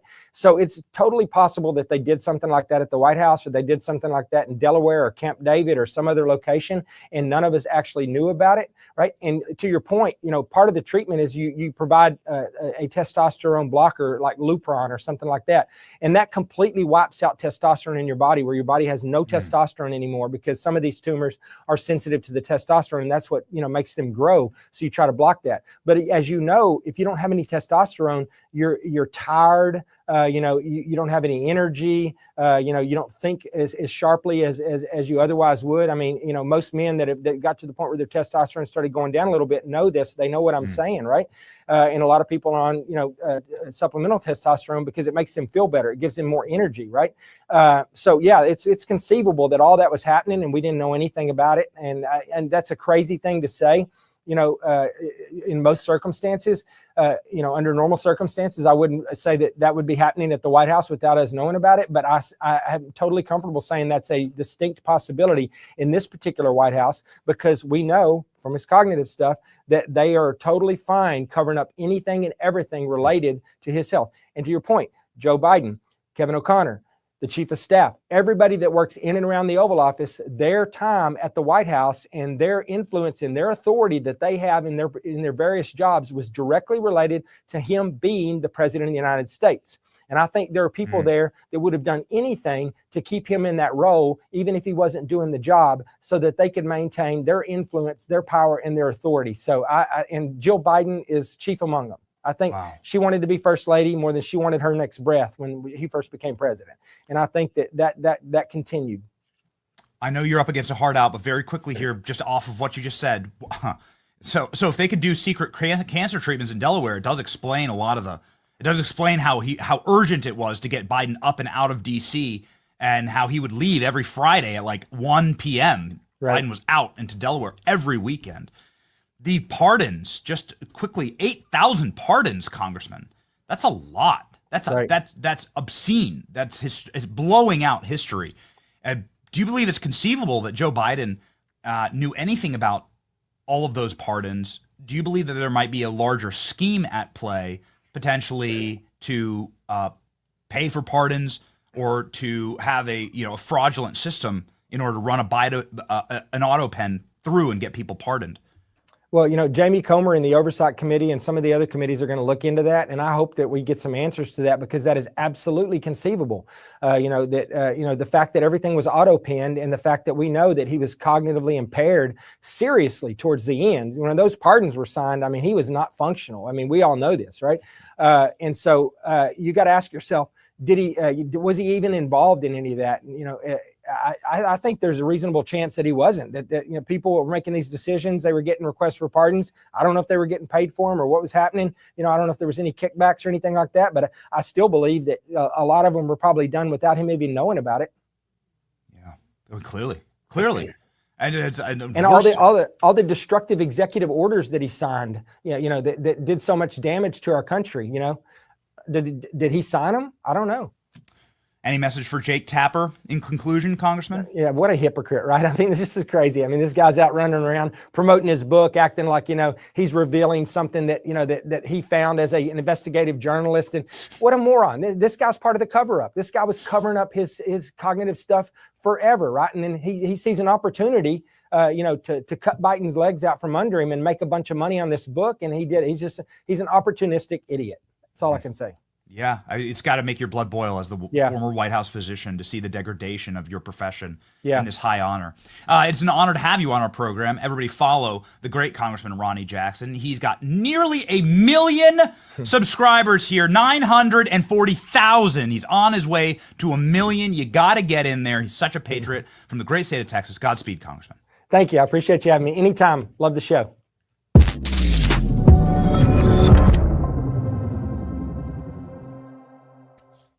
Man, we are cooking today. Got the good doctor in. And Ronnie Jackson saying that Kevin O'Connor, he wanted to fire him because he was such a bad little doctor. And maybe he should have. Joe Biden was in business with his doctor. That seems like a massive conflict of interest and ethics. This is a big breaking story, and we're going to do our very best to stay on top of it. Of course, Joe Biden, here's the reporting here. His team now is officially saying that it's been a decade since Joe Biden got a prostate cancer screening. This is the most common cancer screening for men. Prostate cancer is the number one most common cancer in all men, but then 82% of all men over the age of 80 in this country, Joe Biden's 83, have prostate cancer cells in their body. So this is something that happens every 6 months for people that are over the age of 40. Joe Biden had the best care on earth. No, this is a scandal. It is a cover-up. There's other people who've covered up for Joe Biden. It's repulsive to watch. We watched it sort of happen live while we were on the show yesterday. We did a stream with Joe Biden, Donald Trump in the White House with Pete Hegseth. And during that stream, there were breaking clips of Jake Tapper trying to go on Megyn Kelly's show and absolve himself, to baptize himself in truth and in the First Amendment and in his reporting credentials, and it backfired horribly. It's the number one viral topic on my timeline right now. We're going to get to those clips in just a second. Ladies and gentlemen, before that, we're going to D.C. We've mentioned it a million times, and we just try our very hardest to talk about how the show is going to be scheduled and where we're going to be heading, and also to bring you along with us. When we go to D.C., we'll be at the White House tomorrow with RFK and, Donald Trump. And so there's going to be a lot of very interesting things that happen. We will have a show tomorrow, but from the road, and we're going to be ready on some very cool stuff happening in Washington. So it's exciting for us. Going with us, of course, is going to be our Patriot mobile device. Our Patriot mobile device travels with us everywhere. It's what keeps us connected. I've decided not to go with the crew because we don't, it's not like a full crew shoot that we have. It's going to be a really quick, kind of strategic strike. And so I'll have my Patriot mobile device. This will be how I'll be doing interviews, behind the scenes kind of stuff. I'll just be using my phone. And I trust Patriot Mobile. I trust my device, and I trust my cell service to be able to upload quickly, fast, and competently. I just can't express how important that is in this industry. Anyway, Patriot Mobile is available on all three major networks, and you can use them without funding the left. Patriot Mobile supports the First Amendment. That's pretty important when you're talking and when you're posting and when you're journalisming, as we do on this program. If you are locked in to another contract, it's not a problem. Patriot Mobile contract buyout program covers $500 per device. Break your contract, get on to the Patriot Mobile network. Treat yourself to an upgrade. This is a company that supports faith and family and freedom.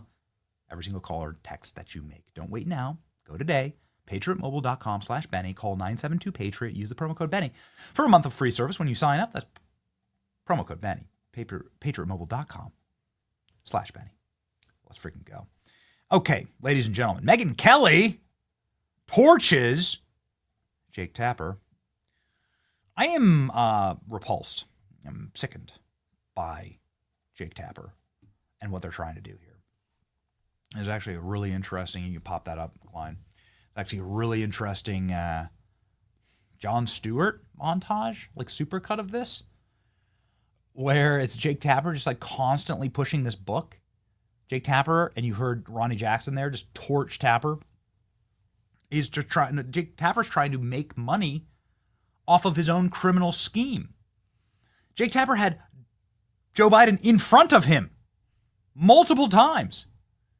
He never asked him about crapping his pants on live TV, which happened. I mean, we have the clip of him on MSNBC getting up, and we're not, again, trying to, as we've said a million times, nobody wishes cancer on anyone, nor are we trying to make light or fun of this. The most humane thing to do would have been to say, Joe Biden has cancer, it's terminal. The year is 2019. We're not going to run him for president, obviously. That's an immoral thing to do. That would be our take, whether it was Trump or Biden or anyone else, or Ronald Reagan's ghost. It's just something you don't do. It's an evil. Jake Tapper was a part of the cover-up. He's now trying to monetize his complicity in this. And it is grotesque. For the first time ever, he was called out to his face about this by Megyn Kelly, who went into the kitchen and started cooking. And hot damn, Jake Tapper was on the menu. Here we go. I did ask Joe Biden to be transparent about his health records in an interview in 2020. I did ask him about the fact that voters then he wasn't. Thought that he was not transparent at all. No. He promised you that he would be transparent about his health records, and then he wasn't. And when you sat with him again, at all. including 1 month after the Jackie Walorski thing, you didn't ask him about it. You didn't follow up on the fact that he was falling up the stairs, that he was losing his train of thought regularly, that he was slurring, that he was incomprehensible, that he was getting lost on the White House lawn. You sat right across from him and you asked none of that, notwithstanding the fact that he had promised you he would be fully transparent about his health issues. You know as well as I do that there's a way of, you can say, hey, there's this poll on your age, or you could say, you just forgot that Jackie Walorski was dead. You asked where she was moments after watching a videotape tribute to her. You lowered the flags at the White House after she died. This happened 13 days before you sat with him. There is a way of pressing a man like that on the actual infirmities to bring it home to him and to the audience, and you didn't do it. It wasn't just that. I mean, you sat with him a couple of times in the course of his presidency, and these issues were not pressed. Well, there was at least that time, and then there was the time at the beginning. And but separate and apart from that, you covered the Biden's presidency. No. Let me just finish my point. You covered the Biden presidency. Okay, right. And it was 13 days after the Jackie Walorski thing. But you covered the Biden presidency aggressively throughout the 4 years, and you didn't cover mental acuity hardly at all. I mean, time and time again, when issues came up, you seemed to be running cover for the president. You didn't seem interested. Do you want to apologize to Lara Trump now? I've already apologized to her. I called her months ago. I feel angry because she was right.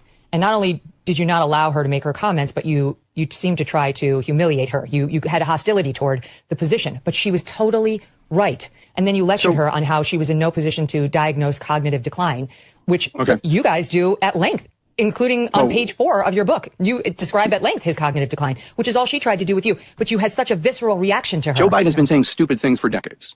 Okay? I get what you're saying, but this minimizes it too, because it was more than saying stupid things. But I'm telling you, like over here in my ecosphere, we were covering all of these. It wasn't just falling down; it was getting lost. It was some of the stuff you report in your book. We knew, and we were reporting on, like the multi-jump cuts in the videos of him, where it was obvious he couldn't get through a 1-minute take, so they had to use those. It was clear to us that he was using teleprompter, and there was some reporting on that at the time, all of which the White House was denying. Now, with the current White House, I have some connections. With the Joe Biden White House, I had none. But you did. You did. And so while you've been in Washington 30 years, Jake, you guys, you and CNN have White House connections, but there was no effort, none to get to the bottom of this. And now for you guys to write this book like there was a cover-up, it's like there was a cover-up and there was an attempted cover-up. It could only ever work if you allowed it.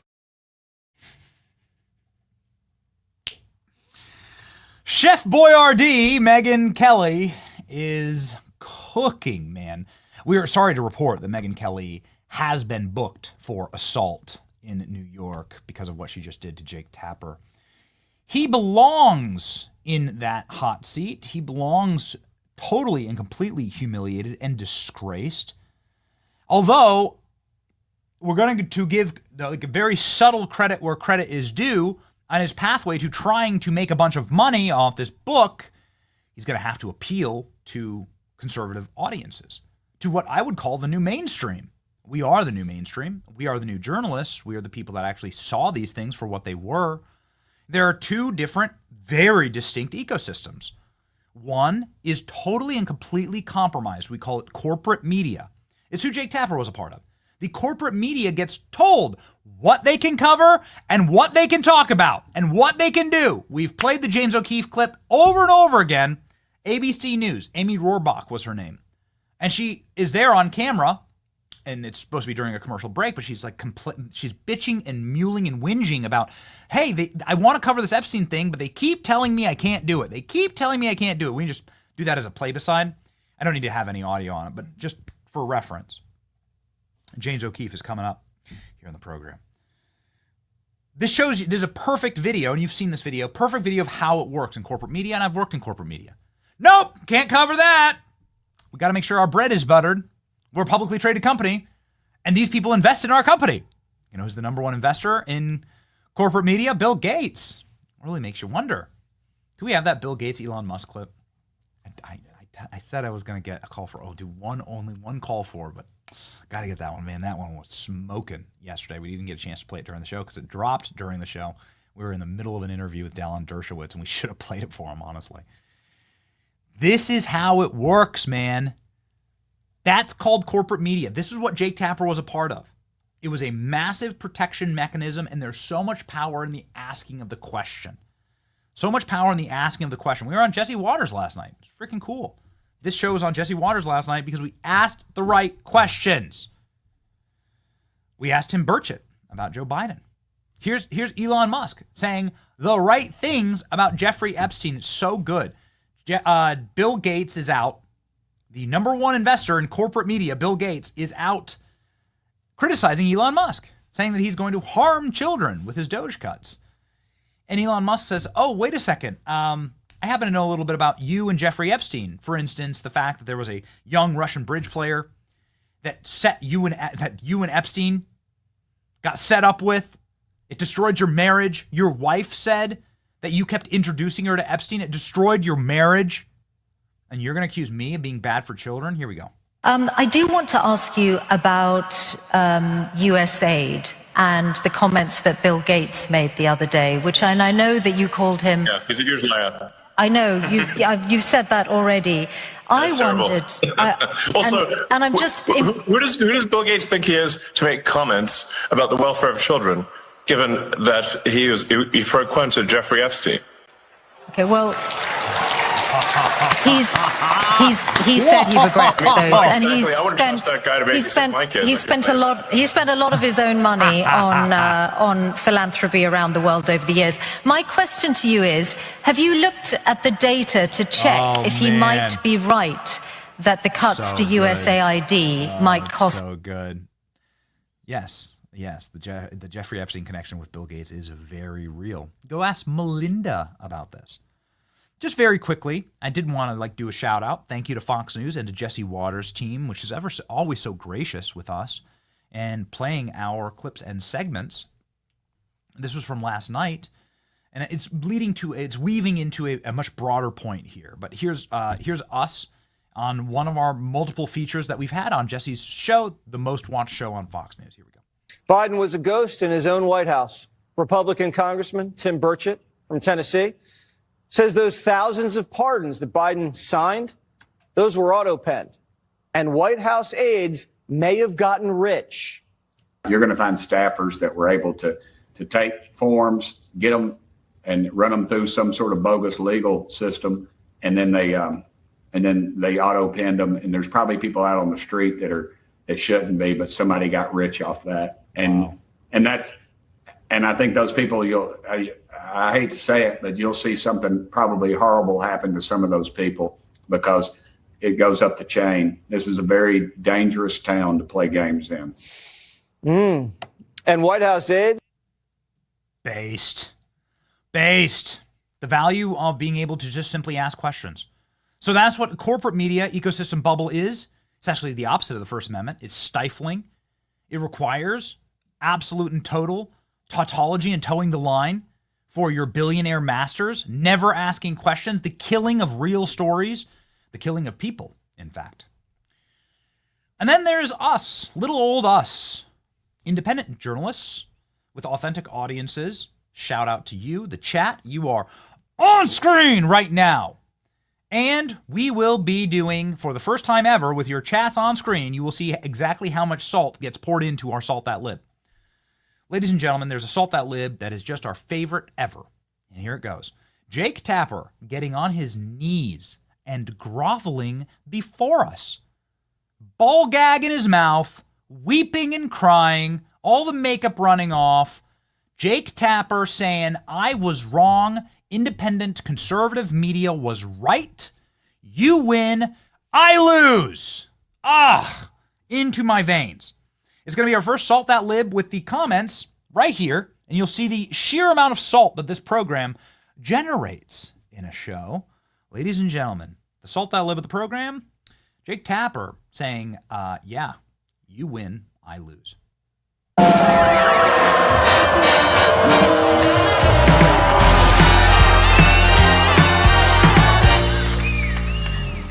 I will acknowledge that after I was named co-moderator of the debate, I tried to make sure that my coverage was fairly vanilla, both about Trump and about Biden, because I just wanted to get to the debate.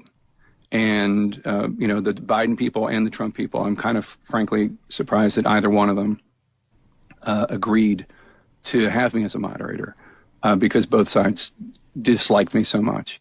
But yeah, I remember that moment. And I remember that moment, the glitch at the immigration event, and not getting much attention outside of conservative media at all. And Alex and I are here to say that conservative media was right and conservative media was correct, and that there should be a lot of soul searching, not just among me, but among the legacy media to begin with, all of us, for how this was covered or not covered sufficiently. 100%. I'm not here to defend coverage that I've already acknowledged I wish I could do differently. And conservative media absolutely has every right to say we were hip to this and the legacy media was not. Now, I do not accept that I was part of a cover-up. I do not accept that I was just providing cover for Joe Biden. I think a lot of these clips are not fair. The one that is fair is the Laura Trump clip, and I own it. We're going to integrate more audio, more sound effects. I mean, why not, right? Let's just return to the 1950s, like late night. We're gonna add more sad trombone. We have the sad trombone. Maybe we'll play it live during the show. The next libs that we have on the program, we'll be live with them, and they'll be like, "Oh, I didn't notice Biden's cognitive decline," and we'll go like, "No, you did. But you did. And then the rap horn is one of my favorites. Okay, all right. Anyway, ladies and gentlemen, Jake Tapper admitting that independent journalists and the conservative media was right. What a wild setup for James O'Keefe. James O'Keefe joining the program live now with a massive announcement. He tells us, let's get right to it. James O'Keefe of OMG Media, who's been doing God's work when it comes to the exposing of things that the government doesn't want you to know. Got a big old scalp wall, and, well, it looks like it might be getting bigger. Here we go.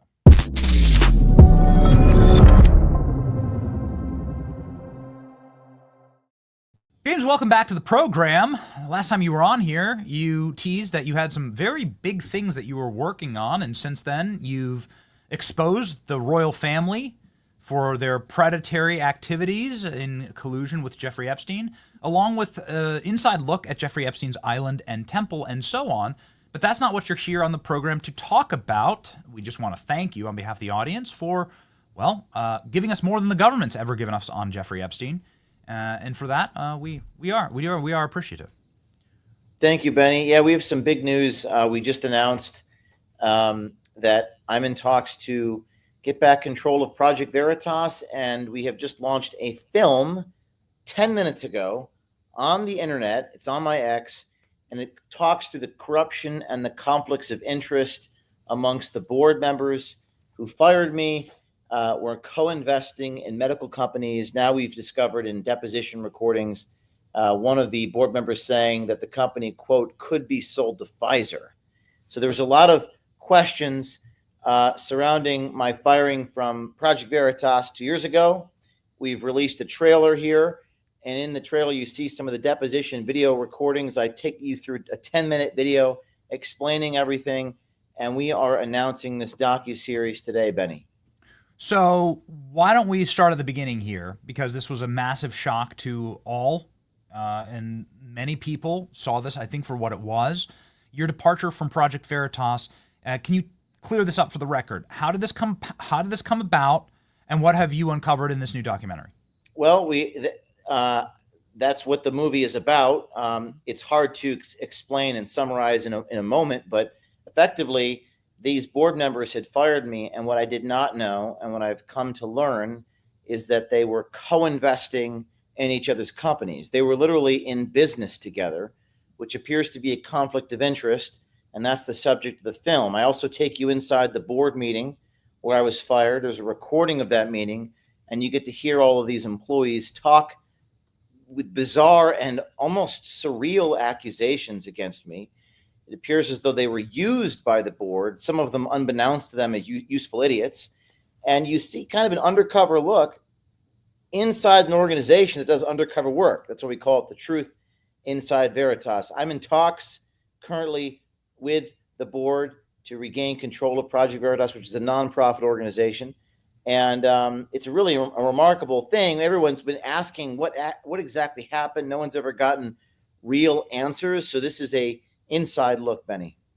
So again, we encourage everybody. Here's the post up about the documentary. I would like to sort of hover over a very interesting release that you had, where you had the Project Veritas logo behind you. And this was a couple of weeks ago. Yes. And I just put a little red circle on it and said, wait a second, what's James telling us here? Is James trying to tell us that he is going to now take over Project Veritas? And I got a ton of pushback over this, James. Yes. And a lot of people, coming for me. And so, frankly, this is an internal family matter, so it's none of my business, right? So, here's what Veritas says publicly, here's what James says publicly. So what you're telling us publicly here is that it is true, and that you are actively attempting or have taken over Project Veritas again? Can you give us the status? We're in talks to regain control of Project Veritas right now. And this film, which really the foreshadowing of that on the brick, the Veritas, was because this was about to come out. We didn't know when, but we're announcing it here today. You can see it right behind me. It's on the brick wall. Mm-hmm. And what's remarkable is that if you look at these videos I'm releasing today, this is not an internal family matter, Benny. This is a matter of public concern. This is in the public interest. 2 years and 3 months ago, I did a story on Pfizer, showing a director of mRNA, Jordan Walker, talking about the vaccine, talking about how it was made in Wuhan in China, talking about how they don't tell the public all of this information. And then 1 week later, I was removed from my organization that I founded. What I did not know was that board members had co-investments in medical companies that they now said in federal court and federal proceedings, and their videotaped saying this, that the companies could be sold to Pfizer. So this is a conflict of interest. It was not disclosed to me. Many people supported and support Project Veritas, and this is something that the public has a right to know. So we're announcing this investigation. There's more than one part of it. This is absolute bombshell. I know it just launched a moment ago, so none of your audience have seen it yet, but I encourage you all to go to my X and watch the 12-minute intro to this movie. What is the status then with you're having a conversation about Project Veritas and about retaking over that organization, which of course was absolutely legendary. You built it from the ground up. You had an unbelievable team. We toured Project Veritas headquarters, for instance, multiple times. It was so very impressive, legendary what you built there, James. I guess what is the status of these negotiations? I mean, how is this process taking place? Is this a hostile takeover of Project Veritas? Is this going to be a sale of something? All I can say is I'm in talks to regain control. That's all I'm right now going to say. That's all I'm allowed to say. Okay. There's more to say very soon, but that's all I can tell you right here, right now. Okay. And the reason, and partially the reason why, is because I want people to focus on the contents of the video that I've just launched, which is unbelievable. And no one's seen it yet, but you have to watch this video, and there'll be more news soon. But I know you got a lot of pushback, Benny, on what you said, but that was foreshadowing that this logo behind me for what we're announcing right now. We spent 2 months preparing this for launch, and here we go.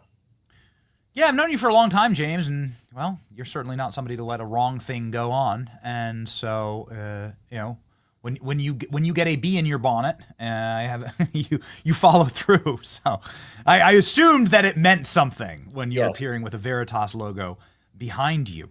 Okay, so what can we expect in the future, James? I always appreciate asking this question. What can we expect in the future? Obviously, we've put up the tweet one more time so that everyone can see what James has just released. And the alleged conflict of interest that existed inside of this organization. If this were like moving forward, James, if this happens, what are we looking at here? Jake Tapper, the setup here is that Jake Tapper says you won and he lost. So that's pretty impressive.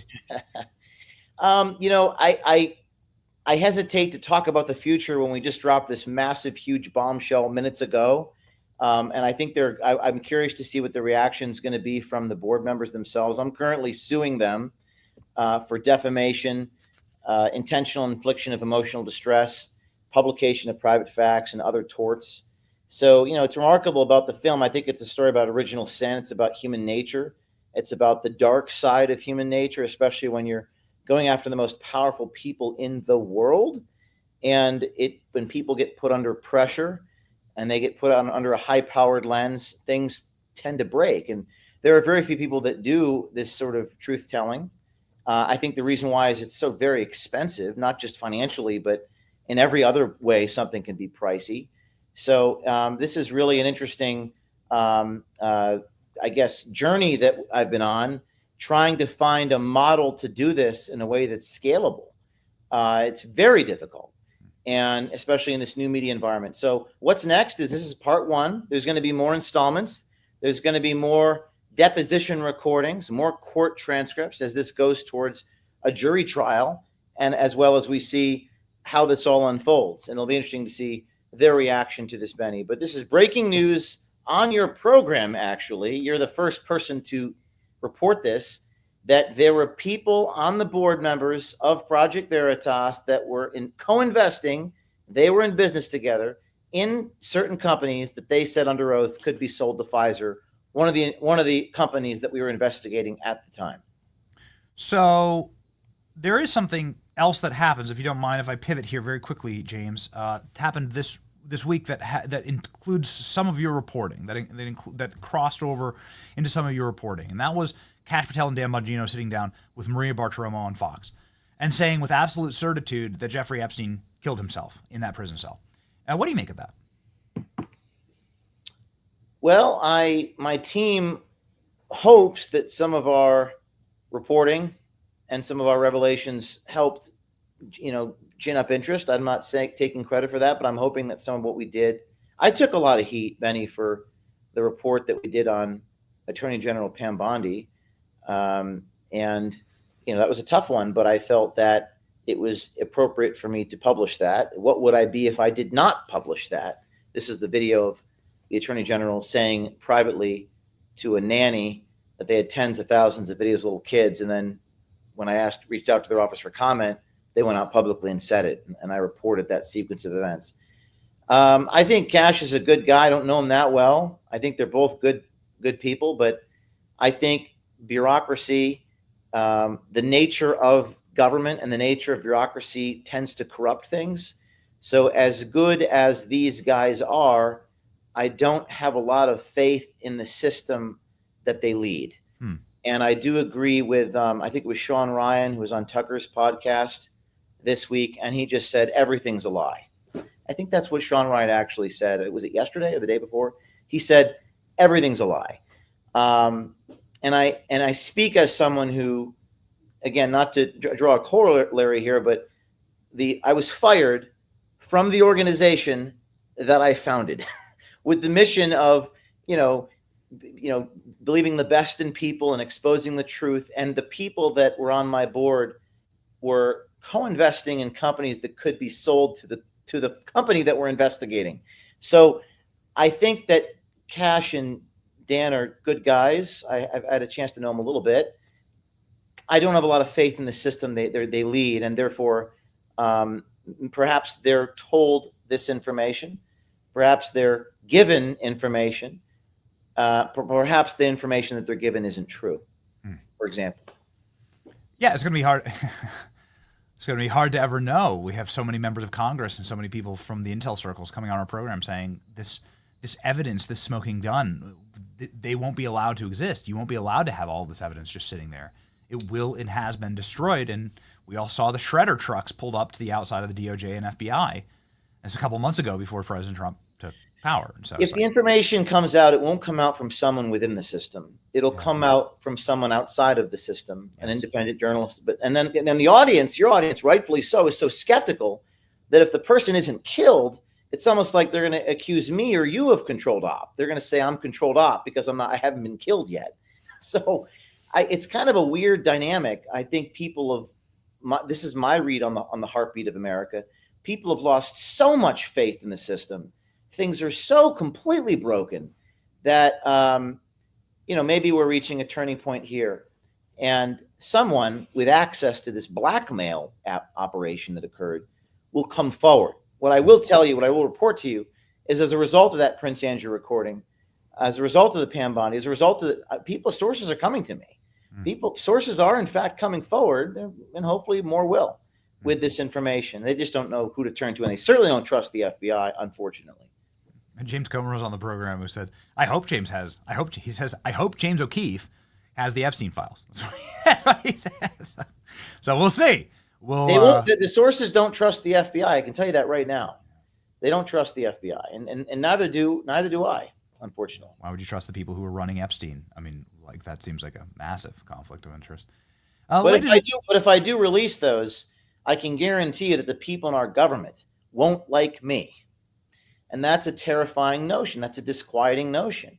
And, the undercover girl that got the Prince Andrew thing, she was scared for her life because the guy knows her name. So this is really scary stuff. And it sometimes you want to pause and go, I don't know. It's spiritually heavy stuff. That's why I made the video I did. I felt I went 9 days. I didn't even tweet. I just kind of withdrew a little bit. And but you can't stop living your life. You have to do the right thing. And but I guarantee you the information is out there. And hopefully the people that have it have the courage to come forward. We were put on the enemies of Ukraine list by the official Ukrainian government, and we printed it out and put it on the wall. We were so excited about it, and so, in case you're wondering, I need any street cred, we're on the official enemies list of Ukraine. So Voldemort Zelensky has us on a list. Okay, good. All right, that's a good start. All right, it's a good start. It's a good start. Yeah. I framed when the FBI raided me. They dropped the case 3 months ago, Benny. They released the affidavit with the probable cause. The probable cause is the reason why they got the search warrant. The FBI literally redacted every single word of the 2-page probable cause. I mean, every word, even the little footnotes. So I have that framed in my office. But doesn't that concern you? Like, why haven't they unredacted that? I mean, it's just the whole thing is just so broken. And this is our current FBI. And it's like, why don't you just tell the reason why you raided a newsroom? And that's what I'm saying. I don't have a lot of faith in the system. Well, by every passing hour and moment, James, your Ashley Biden diary gets more and more logical, actually. It becomes like the contents of Ashley Biden's diary becomes like the official story, actually. Not that we ever questioned it, but that's why the FBI raided you, right? So has the FBI raided any deep state people yet, Benny, to your knowledge, currently? No. Well, I mean, it includes, it depends on what you think of judges, right? And so on and so forth, right? We've seen some judges taken away in handcuffs, but, I'm not sure you'd consider them deep state. I think that James Comey was probably ripe for a FBI raid, right? He did a lot more than Roger Stone ever did. Where was the FBI raid at 4 a.m. in front of his house with Fox News cameras rolling? Like, that seemed logical. James Comey did worse than Roger Stone, and Roger Stone got that treatment. So, I mean, it seems like the people that are held accountable are the ones who are holding the people accountable. It's very, very inverted. But it's human nature. It really is. I mean, not to bring things full circle here, but going back to the reason I'm on your program, we've launched this film called The Truth Inside Veritas. There's a 12-minute video online. It really is about human nature, and it's about the heart of darkness and the fight between good and evil. And sometimes good does not triumph. Yeah, sometimes people do not appeal to their better angels, and there's a fight between the rational and the irrational that's kind of playing out here. So I encourage everybody to go to watch this film, The Truth Inside Veritas, O'KeefeMediaGroup.com. You could subscribe there and watch the hour-long film. There's a 12-minute video online that takes you through all the newsworthy parts of the film and shows you the deposition footage of these board members and what they did. Very disheartening, very discouraging for me for a long time, but I had to bootstrap and pick myself back up and start OMG. And now we're in talks to regain control and reacquire Project Veritas. And we're going to continue doing the work that we always do. We do videos every week. We have an undercover report next week in the deep state. But this part 1 installment, I'm really curious to see the reception because I might have a 2, 3, 4, and 5 coming as well. What a story. And James O'Keefe always on top of some of the more fascinating news cycles in this country. Please follow James here. Obviously, 3.3. We're just going to round up. 3.3 million people follow James on X. But, of course, OMG Media is across all social media. Follow their work. Godspeed, James. Thank you, Benny.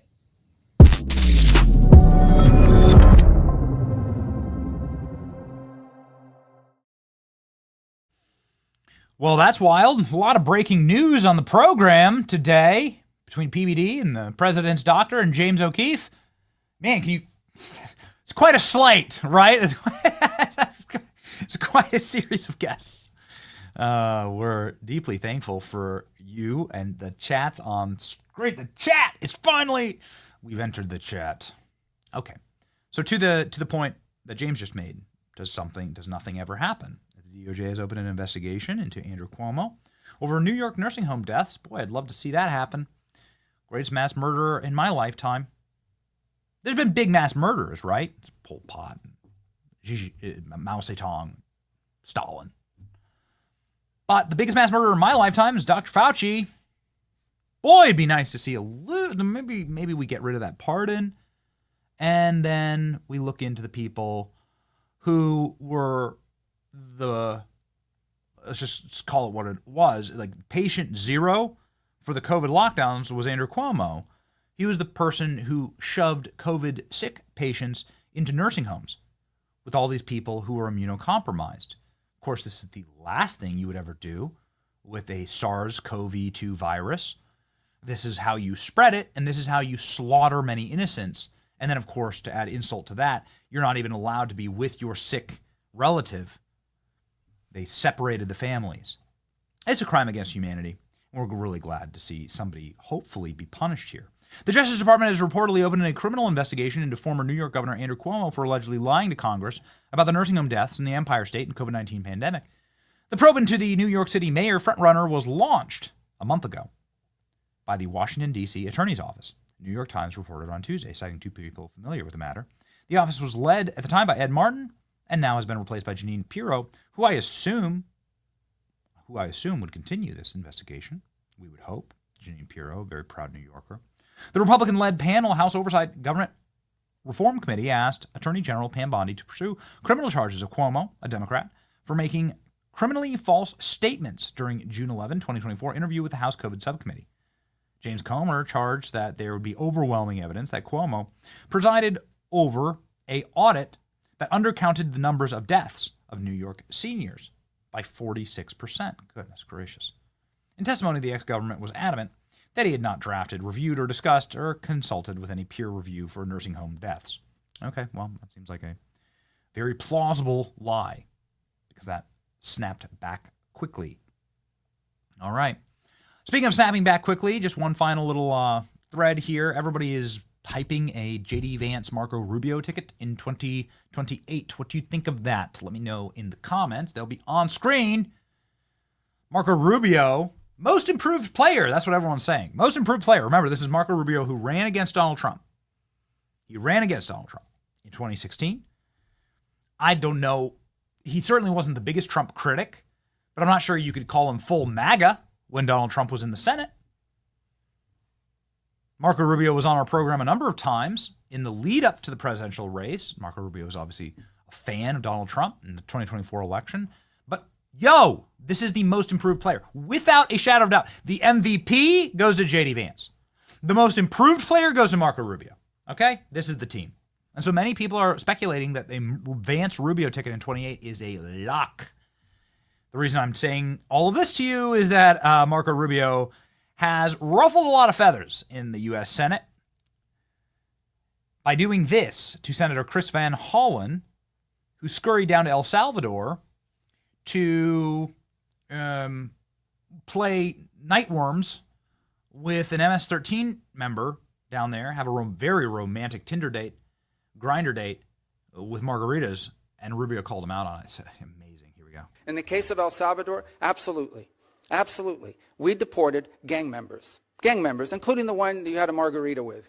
And that guy is a human trafficker, and that guy is a gangbanger, and the evidence is going to be clear. In the days to come, you're going to see who you went to defend. Senator, I'm sorry, please, Mr. Chairman. Secretary Rubio has the floor. Mr. Chairman, he can't make unsubstantiated Senator, comments like that. Secretary Rubio has the floor. Secretary Rubio should take that testimony to the federal court in the United States because he hasn't done it under oath. Here's another point, okay?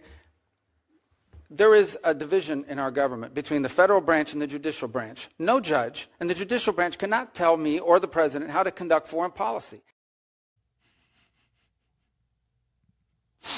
Rubio was confirmed, by the way, I think 99-1. Here's proof. Your chats, your chats right now are currently on Senator Van Hollen's romantic Grindr date margarita with a cherry on top. Salt on the rim. You know what I mean? Yeah. What a freak. So beautiful. Marco Rubio just absolutely going in. I regret voting for you for Secretary of State. Okay, one more. And then we got to cook. Okay, here we go. One more. Marco Rubio just absolutely bodying Chris Van Hollen. Let's go. And I have to tell you directly and personally that I regret voting for you for Secretary of State. I yield back. May I respond? You may sit. Well, first of all, your regret for voting for me confirms I'm doing a good job based on what I know. That's just a flippant statement, Mr. Secretary. Can I respond, Mr. Chairman? You may. I didn't ask. Senator, please let the Secretary have I'd be the floor. happy to, but then I can respond to his Your time's up, Senator, and willfully used, I might add. Just wanting to set the table here. Most improved player, Marco Rubio. Most valuable player, J.D. Vance. All right, we're going to build a team. We're building a team here. All right, ladies and gentlemen, pretty interesting. I got a final laugh for you. Oh, I didn't know this was it's too good. I've got a final laugh for you. James Comey was taken to the woodshed by Jesse Waters' team. Jesse Waters has a guy. Jesse Waters was the man on the street interview guy for Bill O'Reilly for years. It's called Waters World. Do you remember that? Old school. Jesse Waters knows how powerful Man on the Street is. That's why we do Man on the Streets at this program. How fun it is to talk to people. And James Comey had a book signing, the bloody cheek of this guy, to go be dragged into questioning by the Secret Service and then host a book signing for it. This was all to sell James Comey's book. I think there's a good argument to be made that James Comey was just trying to get PR in order to sell more books, just like Jay Tapper. It's grotesque, these people. They are goblins. But he was confronted at one of his book signings by a Jesse Waters man on the street. What's his name? What's the guy's name? Just Jesse Waters, man on the street? Anyway, we met him once. He's so good. Johnny on the street. Okay, Johnny on the street. There you go. Okay, so this is solid gold. Solid gold, Jerry. Let's go. So we sent Johnny to investigate the investigator. Thank you for coming. Yeah, it's great to meet you. Hello. Director Comey, how are you? Good, thank you. Jesse Waters from Fox has a question. Yeah. Why do you want to 86 Trump? All right. Director? I'm not taking questions like that now. But why would you Just signing the book. Why would you post that? Director Comey, how was your interview with the Secret Service? You want the book signed, really? Absolutely. Okay, you got it, bud. Can you sign my seashell, too? Which beach is this that you're going to? You find a Kamala seashell, 8647. This is a politically charged beach there, right? Well, come on. The seashell? You want to sign it? Thank you. Thank you. Have a good night. Have a good night. Thank you. Good night, Director. Wow, that was some security they had there.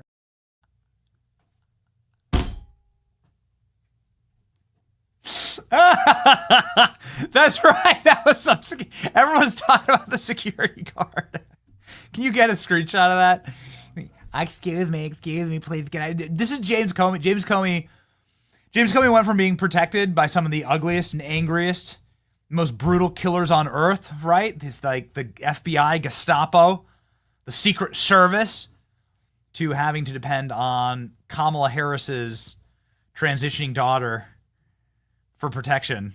Whatever the hell this is. Excuse me. Your organic, locally sourced barista is now protecting James, the great and powerful James Comer. Would you like some extra non-fat milk whipped with that? It's soy. It's made of pure soy. Just like me. All right, a palate cleanser, please. Our verse of the day. We got to let's absolve ourselves of that show, man. Everything from Diddy to Obama to James Comer's James Comey's security. Yikes. All right, all of it. And the Biden cover-up. We need some absolution, please. We need a little bit of exorcism of the demons from Proverbs 11:5. The righteousness of the blameless makes their paths straight, but the wicked are brought down by their own wickedness. Just rings like a bell, doesn't it? It's amazing. It's like the tale's as old as time. You go look at the greatest falls of the greatest empires, some of the greatest dictatorships, some of these people that thought they would reign on earth like a god. And it's always the same story. The corruption becomes unsustainable. The fraudulence becomes unsustainable. 81 million votes. Don't worry, Obama got 65. Kamala got 61. But Joe Biden just got 81, right? Like, it's just the fraudulence collapses in on itself. And no matter what you're looking at, you could go back and look at the Soviet Union. You can go look at evil empires throughout all history or evil groups of elites throughout all history, and it's always the same story. God wins in the end. And that's all that matters, ladies and gentlemen. So keep that. Let that be your hope. Hold tight to that as we march on to victory. And just an ask for us. We are working out here, and we want to grow and grow in a healthy way. If you wouldn't mind following us on Apple or Spotify, our podcast. I wanted QR codes, Klein. Oh, there it is. Oh, great. Oh, sweet. Here we go. And this is so great. We call this, we're going to have to come up with an ALX AI term for Klein, where it's just an AI that knows what we're thinking. Klein's so good at it, and ALX is so good, and we're so blessed on this program. We're so lucky on this program. Not lucky, truly blessed. We work our tails off. We do it for you. We're so thankful for you, and we appreciate you supporting us. This QR code will take you to a podcast. Subscribe. We've been working really hard on our streaming numbers and delivering a great streaming live show. We also want to make sure that we're reinforced in our what's called an RSS feed in our podcast subscriptions. So if you want to bless us today, go on over and subscribe to that. Just by watching alone blesses us, and we just thank you for that. We know that times can be tough for people. I've been dead broke for most of my life, and so just watching along and being part of this community, chat on the screen, ding, ding, ding, man, that's enough for us. And so we're marching with you off to D.C.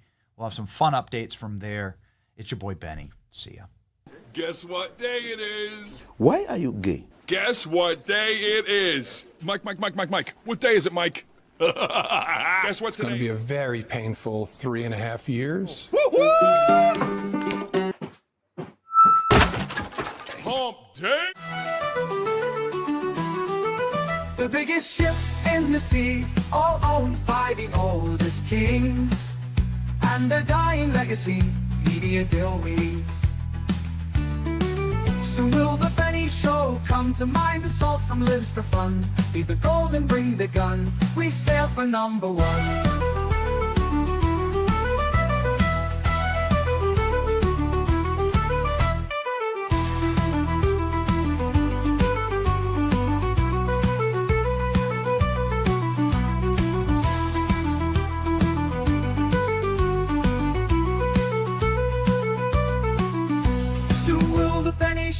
come to mine the salt from lids for fun. Leave the gold and bring the gun. We sail for #1. The biggest ships in the sea, all owned by the oldest king.